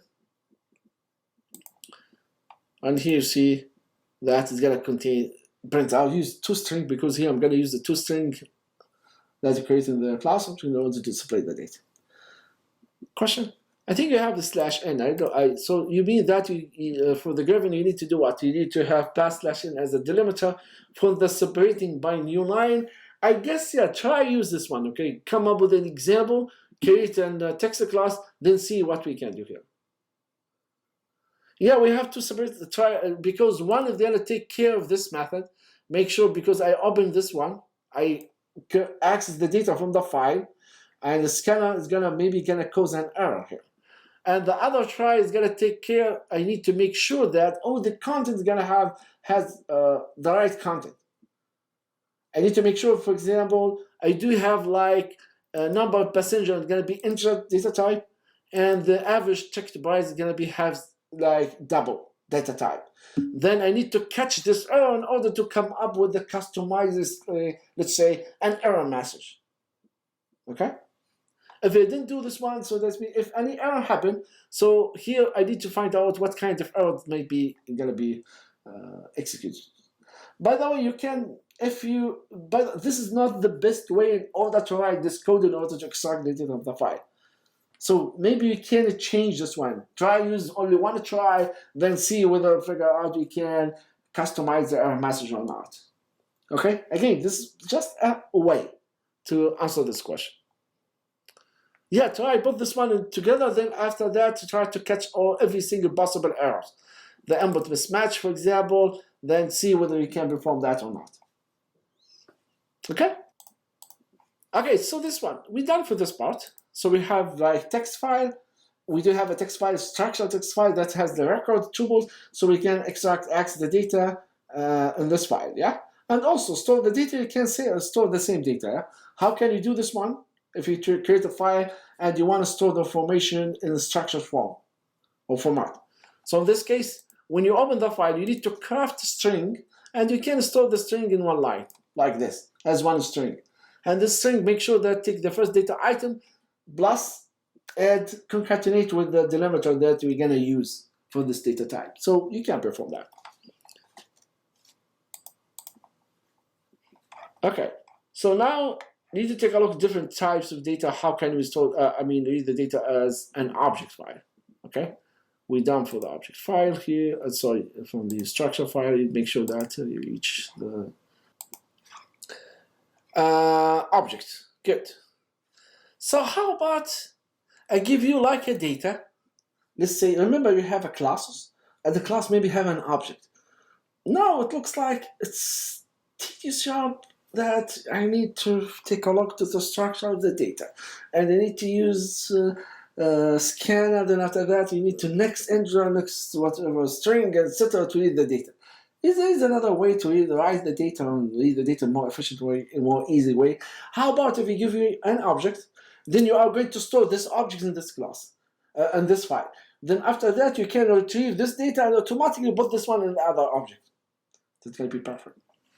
Yeah, that's what we try to do here. So the Java is gonna support writing an object to the file and treating them as an object. When they say object can have a person class or a flight to say, let's say record class, an object, then I'm gonna store the whole object, then I can retrieve the whole object. Okay? So one way you can read these file objects directly to the file without having to convert the object to the primitive data types that I'm looking for, or to the string. Right now, if you try to store this one using the text file, and the way that we have, that means you have file writer, yeah, you have to write objects. Then after that, you have to do what? You have to take, for example, whatever the content is of the object, and you need to tokenize them, or you need to separate or create or generate what they call the corresponding string and integer value. Example, as here we have, let's say person class. We're gonna have, let's say, integer, let's say ID, just an example, okay? Then say string name. I create an object from the person. And the object maybe is gonna have, for example, 1 and Alice. Okay? Then I need to store this object in the file. The way that we're gonna perform here, you need to store the 1 first. So you have to store somehow as, let's say, write or print, let's say 1. Then after that, you have to print Alice. In other words, you have to convert them somehow from object or instance variable into the corresponding data type to store that. I don't like it. What I'm looking for, take this object and store as an object directly, without have like intermediate like conversion to the other data types in order to store the information. You know what do you mean, yeah? And also, that I'm looking for is store as an object. I'm gonna read the data of the object directly from the file, without convert this one into the string. Then after that, create a new object from that class. Then after that, call the constructor with the value of data that I just retrieved from the file. Okay? So how can you perform that? It's an interesting way. It's easy way and it's interesting to perform that. Okay? So to write the object to the file, its class must be implement what is called the serializable, okay, interface. So it looks like we have a serializable interface when you have, for example, person class, and you want to store the data of the object in the files. I need to do what? I need to, once I create the person class, I need to make sure this person class is going to implement one specific interface. There is no method you need to implement inside this class. The only thing you need to say is going to implement a specific interface, and this interface is called serializable. What does serializable mean? Generally speaking, assume that we have an object, and an object that contains data, okay? And you want to transfer this object, for example, I have an object. I want to transfer the object from place here to another place. Move this object. Generally speaking, we have a client server, for example, you move from one computer to another computer somehow. How can I do that? In order to transfer an object, I need to do what is called serializable. That means you first take this object and perform what is called serializable. It somehow compacts, somehow it's going to produce what is called byte stream. So you convert from objects into what's called byte stream. If you wonder, in case you wonder, yes, we're gonna work with the byte stream. So in this case, we are not gonna work with the text file. We're gonna use the binary file. Okay, the other data types. I mean, file that we allow us to store the data. So take this object, do serializable. That means move this object into what's called byte stream. Now you can send the byte stream whatever in any place, put in the file. Then after that, you can read this byte stream. Okay, back. Then now you need to, in order to get the data back or read the data, so you have to convert it from the byte stream into what is called the corresponding object. So this is called deserializable. So here you get this object. Don't worry, the Java is going to do this one automatically, but just know, I tell you what do you mean by serializable. It looks like you compact the data, take the data from the file, they say from the specific object, and object can be any object, any class, then compact somehow serializable, convert to the byte stream, so it's going to be data as a bytes. When you say bytes, this means each 8 bits is going to be corresponding deal as one entity. Then this one can be stored, can be transferred, okay, moved to another place. When you try to reconstruct your object, the first thing you need to do what? Deserializable. That's means reverse the operation. Take whatever from the byte stream and convert this one into the object. Of course, in this case, in order to be successful in this stage, in the deserializable here, the Java virtual machine is going to do what? It's going to try to detect what the class object it has to be created. Yeah, because I need, for example, I need to know what the object this is, for example, belongs to whatever class. Yeah, maybe you have many classes, so the Java virtual machine cannot tell in this case.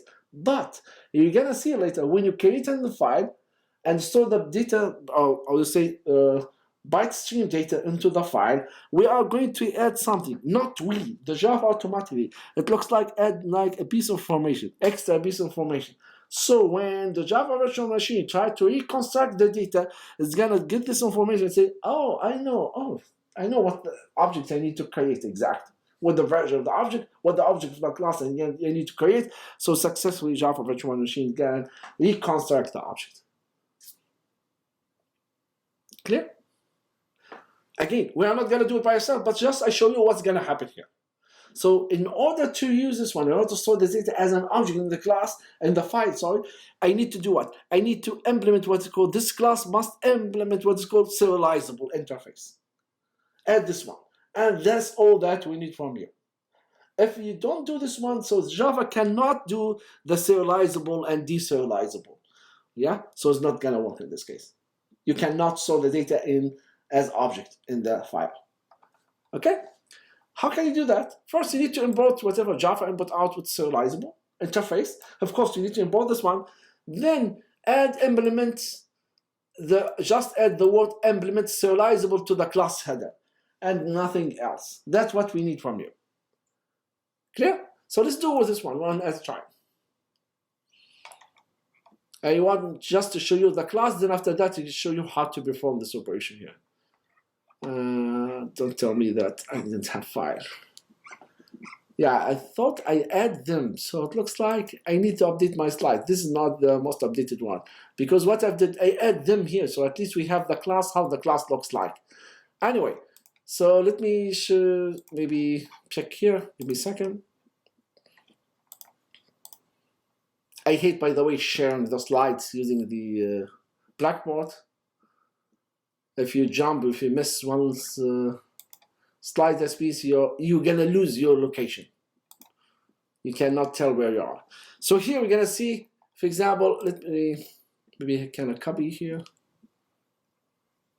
Anyway, so you see that for example, we're gonna have a person, and we're gonna say implement serializable. And this is going to be the same. The only difference, just add this one. Okay, good. Now, how can we take the object and open object, let's say output stream, then take this object, put it in the file?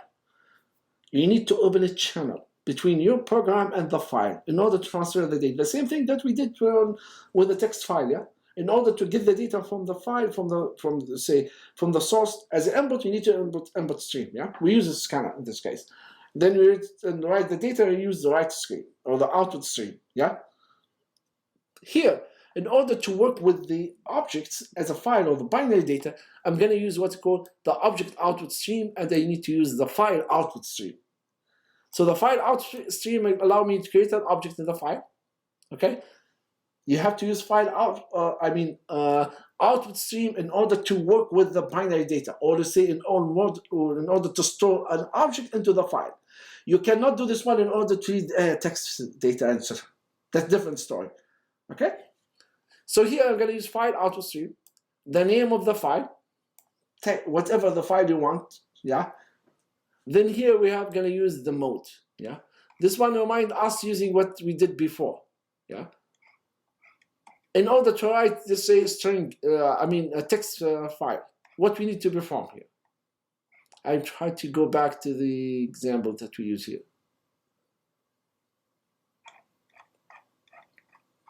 What class I need to use in order to open the file for reading using or writing using what's called the text. If you have a text file, I want to open this text file for writing or append. How can you use this one? What I need to use here? Do you remember file writer? And here within create an object, and this object can specify the name of the file. Then here you can say true or false. Yeah. If it's true, that means append. If false, that means overwrite. If the file exists, delete whatever have this file and store new information from the beginning. Yeah, we need to understand it. You need to make sure which one you're going to use, because sometimes it's going to be a mixed file. I'm not going to tell you what say this is a file, binary file. Then you need to figure out how to the parameter that you use in order to, or the command or the instructor allow you to access this kind of data and do the tasks, the required tasks in general. Anyway, so remember we have what we call the file writer, and we're going to use the printer writer in order to start print the data inside or store the information inside the file. Yeah, that's for the text. Here's different. I'm not going to use a file writer. I'm going to use file output. Always we have a file output stream, an object output stream. This means we're dealing with the binary files. Okay, so I create file output stream because I want to open the file to store data. That means if you want to read the data from this binary file, you have to use what's called file input stream. Good. And here, in order to store the data on the file, I'm going to use what's called object output stream. Okay, create an object as object output stream. In order to read the data of the file, you're going to use what's called create an object from object input stream. Those are dealing with the binary data types or the file binary file.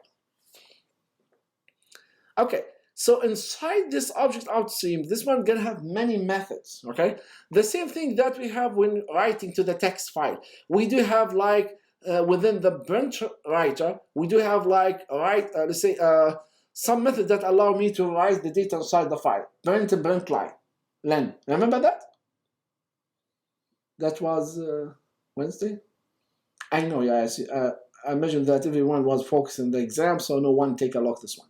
So please just review this lecture. This is very important. How to deal with different data types. Each data file type has a way in order to read and write the data. Okay. So this one I'm going to use the write object, which allow me to what? Take this object as an object, create an object, for example, from the person class or from the flight record, and store this one into in the file as an object. Okay, so we're gonna take a look what's called the flight record 2, then after that writing objects, and see how it works. First I need to close all the information here, then after that I'm gonna make sure that I have the right name. So give me a second here. I need the new glasses definitely. Okay, writing object, I open this one, then it's the second one, flight record. Okay, now I can share it with you. Yeah, I need flight record 2 here. Exactly, that's what I need. So see what we did here. Take the name of the class. I just add this. Implement, serializable. Okay? Sometimes it's going to ask you, you have to add, let's see, serial version ID. Ignore this one, it's not the focus of the class. So ignore this one. I'm not going to add this one. And the rest is going to be the same. This is the only difference. Just add this two words. So that means if you create an object of this class, so you can store this one into, let's say, binary file, okay, or byte stream files. Or you can use serializable and convert this one into byte stream, then you can store this byte stream in the file, or you can read the data on the file. Good? That's the only difference. Take a look at the writing object here. So assume that with the data that we have, I'm going to store all three information, okay, as an object. Create the first object for the class, okay, that contains the flight, the information that we're looking for, the flight number, origin, destination, and the number of seats, and also the price, okay? This is the first, the second, the third. Do you have any problem? Normal way, we have an object. Now we're going to see how can we create these three objects. So it looks like the data somehow going to be stored inside the file. Create whatever an object outstream. I'm going to create this one, the name, for example. You can name whatever file name. Yeah, you can use .text, whatever extension you have. Even .text is fine, but remember, when you read this one, it's not text file because it's not binary. Remember, the way that open the data or the store the information in the file, you have to use the exact data, the way that in order to store the data. Of course, not the exact command, but you have, if you store it as an object, you use it as an object. You store it as a text, you use it as a text. Okay? So this false, what does that mean? That means if the files exist, delete the content and overwrite. Overwrite the content of the file. What I need to do here, I use the file output stream. Good. Then after that, I'm going to use object output stream. Create an object over this file. The same thing, we used to use scanner before, yeah? But now, or the file print writer, okay, or print write. Then after that, create an object of this class. Now take this one, and this one going to have many methods. I'm going to use one of them. Write object. So take this object and say OOS, just to say object output stream dot write object, write the first object, write the second object, write the third object. Someone is saying, do you need to have a line and line? No, it's going to take care by the serializer. So here's what's going to happen here. Take this object, convert it or serialize it into data byte stream, then you're going to store this byte stream into the system. Taken care by this command. Good. You take the first, the second, the third, the close, then after that, show me that's done. Let me run my code and see what's the result here. Done. Now let's go there to the object. Remember this data. By the way, when you try to test this one in the home, put all the files in the same folder as the project folder. But don't put these files inside the source folder. Must be outside the source folder in order to make sure that works. And you just make sure the refresh here, make sure that I do have the content, make sure the file is already there, I mean. Okay? So take a look at the object. Let's see the content here. Can you understand anything? There's some information. You see that I mentioned, the binary file is different than the text file. Text file, if you open this one, you can't understand what's going on. Here, because we're going to work with the object, etc., but maybe we can realize we get some information. You can say, oh, it looks like you have the object, and you have the, what's called the name of the class, etc. Why this information is important? Because later, when you try to read the file or reconstruct the content of the file from the byte stream into the object, the Java virtual machine must use this information to say, okay, I need to know what objects of the class I need to create. So it's all the information is going to be there. Good. And the rest, I think it's hard to figure out what the information, I mean, what the content. The file is full. It has the data, by the way. Good. Anyway, so we managed to open the file, create the file. Now, if I want to read the data from the files here, what I need to do here, the only difference I need to make sure is here, of course, I need to file input stream. Why? I need to make sure the channel is going to be input from where? From the source code, or from the, let's say, the disk or whatever, into the file, or into the program, the channel. So I'm going to read, not write. Okay? And here I'm going to read create what's called object input stream, not object output stream. Okay? We're going to see how to perform that. Let me go back to the slides. And we're almost done. So, I mean, just you need to practice, by the way. It's easy to work with. It's easy to use them. If you understand the mechanism, the structure, we have different ways to deal with different types of files. Each of them, they have unique way to read and write the data, okay? Which cannot, if you mix them, it's gonna be salad, yeah, or spaghetti, yeah. One thing you need to add writing the data of the file here. The write object method doesn't write, any object field declared to be static or transient. What does that mean here? The size of the file is not, compared to the file of the text, is large. So we need to save the space. Remember that right now we have a few data to store, but in other application we may have more data, large amount of data we wanted to store there. Okay? So we need to find a way in order to reduce the size of the file. Okay?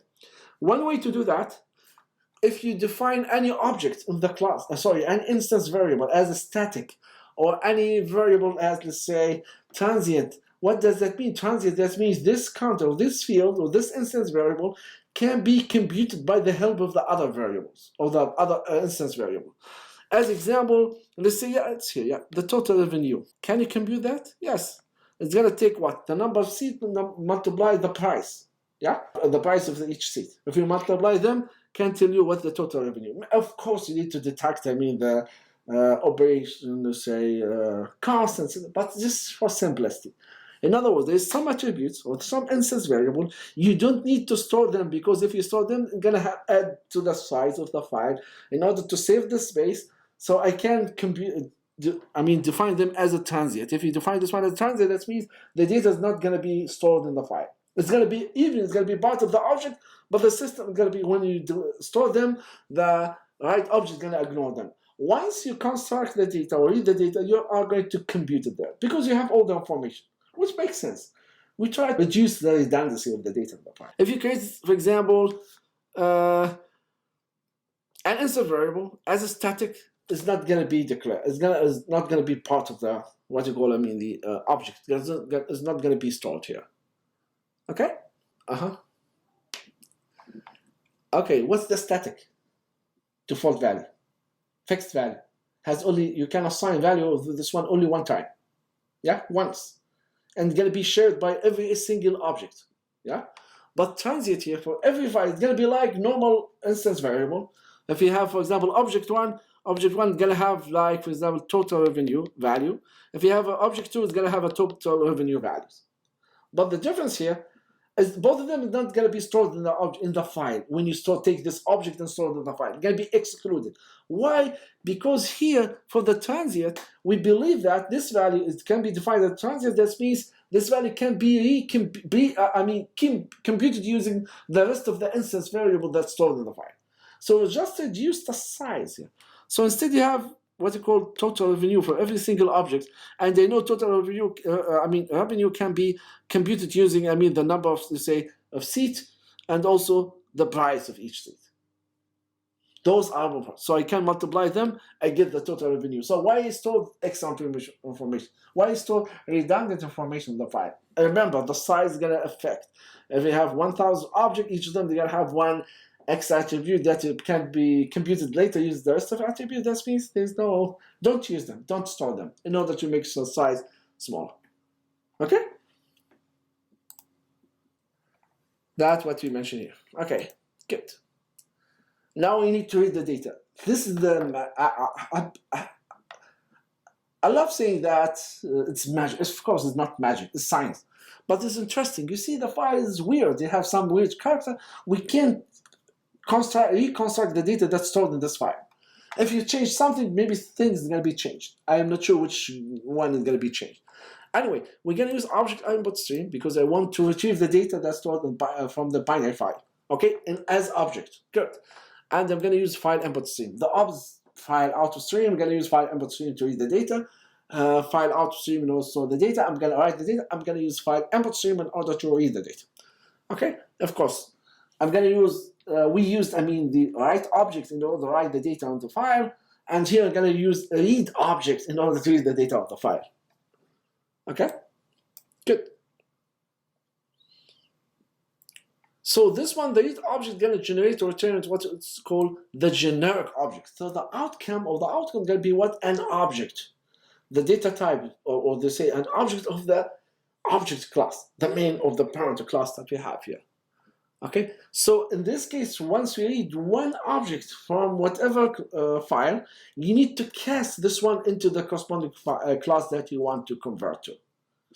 Okay, that's in your programs, because the method here is going to return an object. Okay, data type as object, you need to cast this one.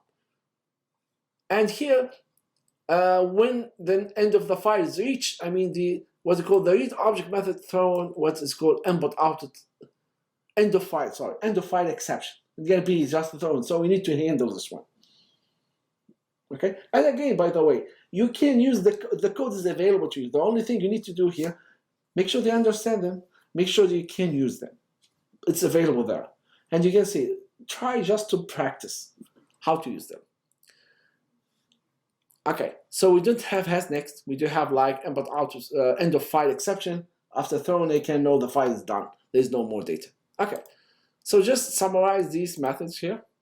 Okay, then I'm gonna take a look to the reading objects. Okay, of course, in order to use this one, I need to create an object for the flight record. It's gonna be as like implement what's it called. The serializable.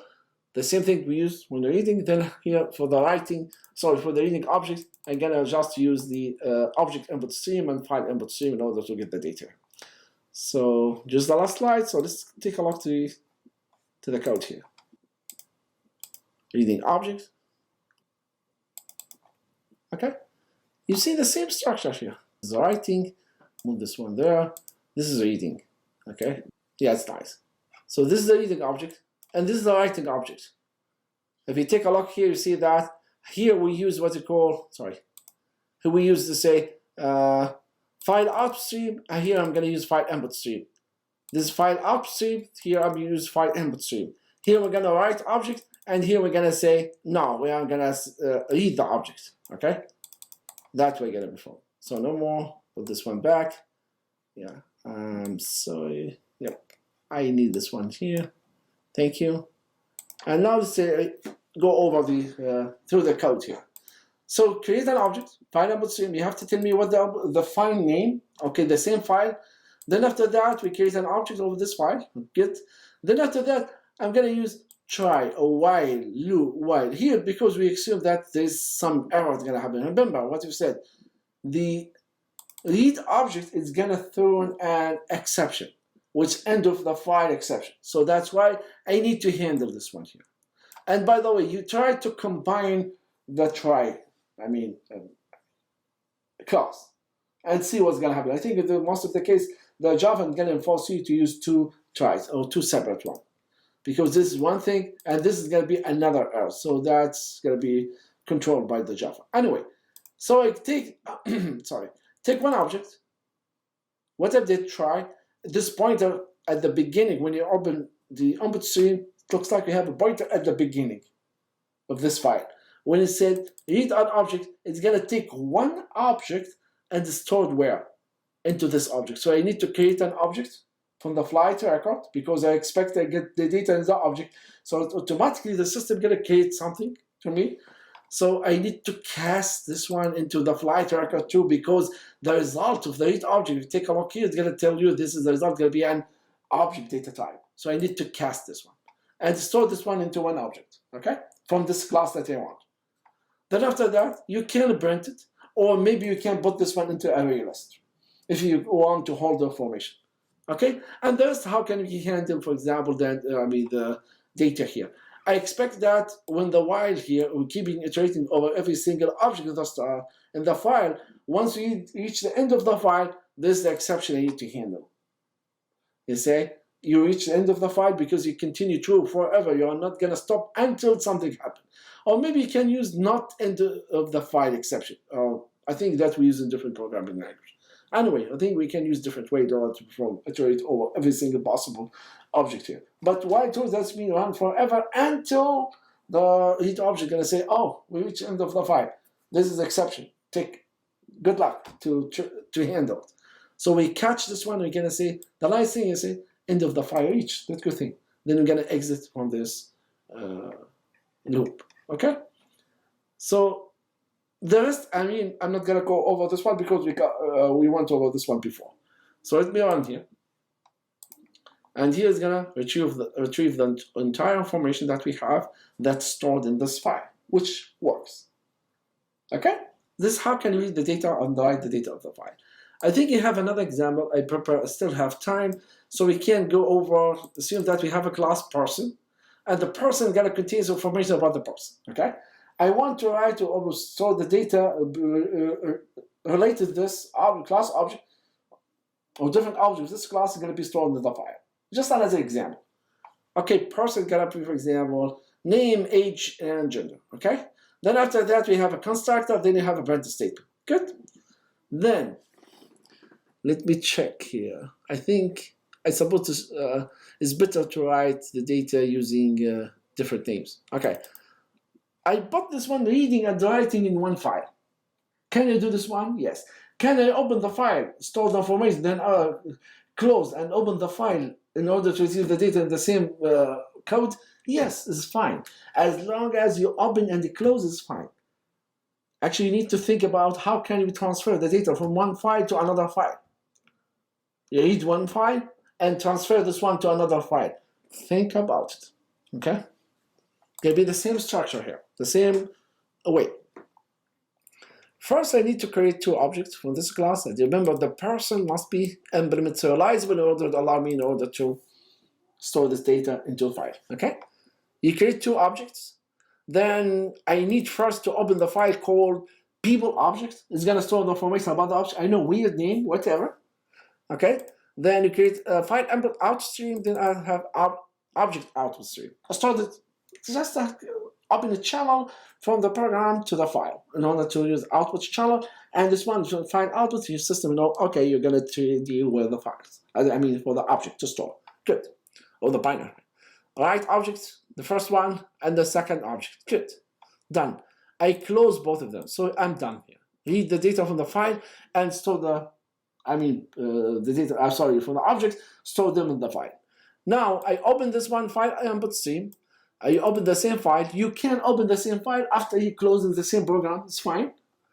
Yeah. Then after that, file object input stream in order to open the channel between the program or the file and my code. Then after that, read the first object. So read is gonna be. I know it's only two objects, so I don't need to put this one between while true. If you don't know the number of objects stored in this file, that means you have to put this one in the loop. Okay, so take the first object, the second, and make sure that you need to cast because the result is going to be an object. Then after that, print them, and fine. Let's take a look here, and the code is going to be the first information and the second piece of information is going to be stored there. Okay, okay, that's all, guys.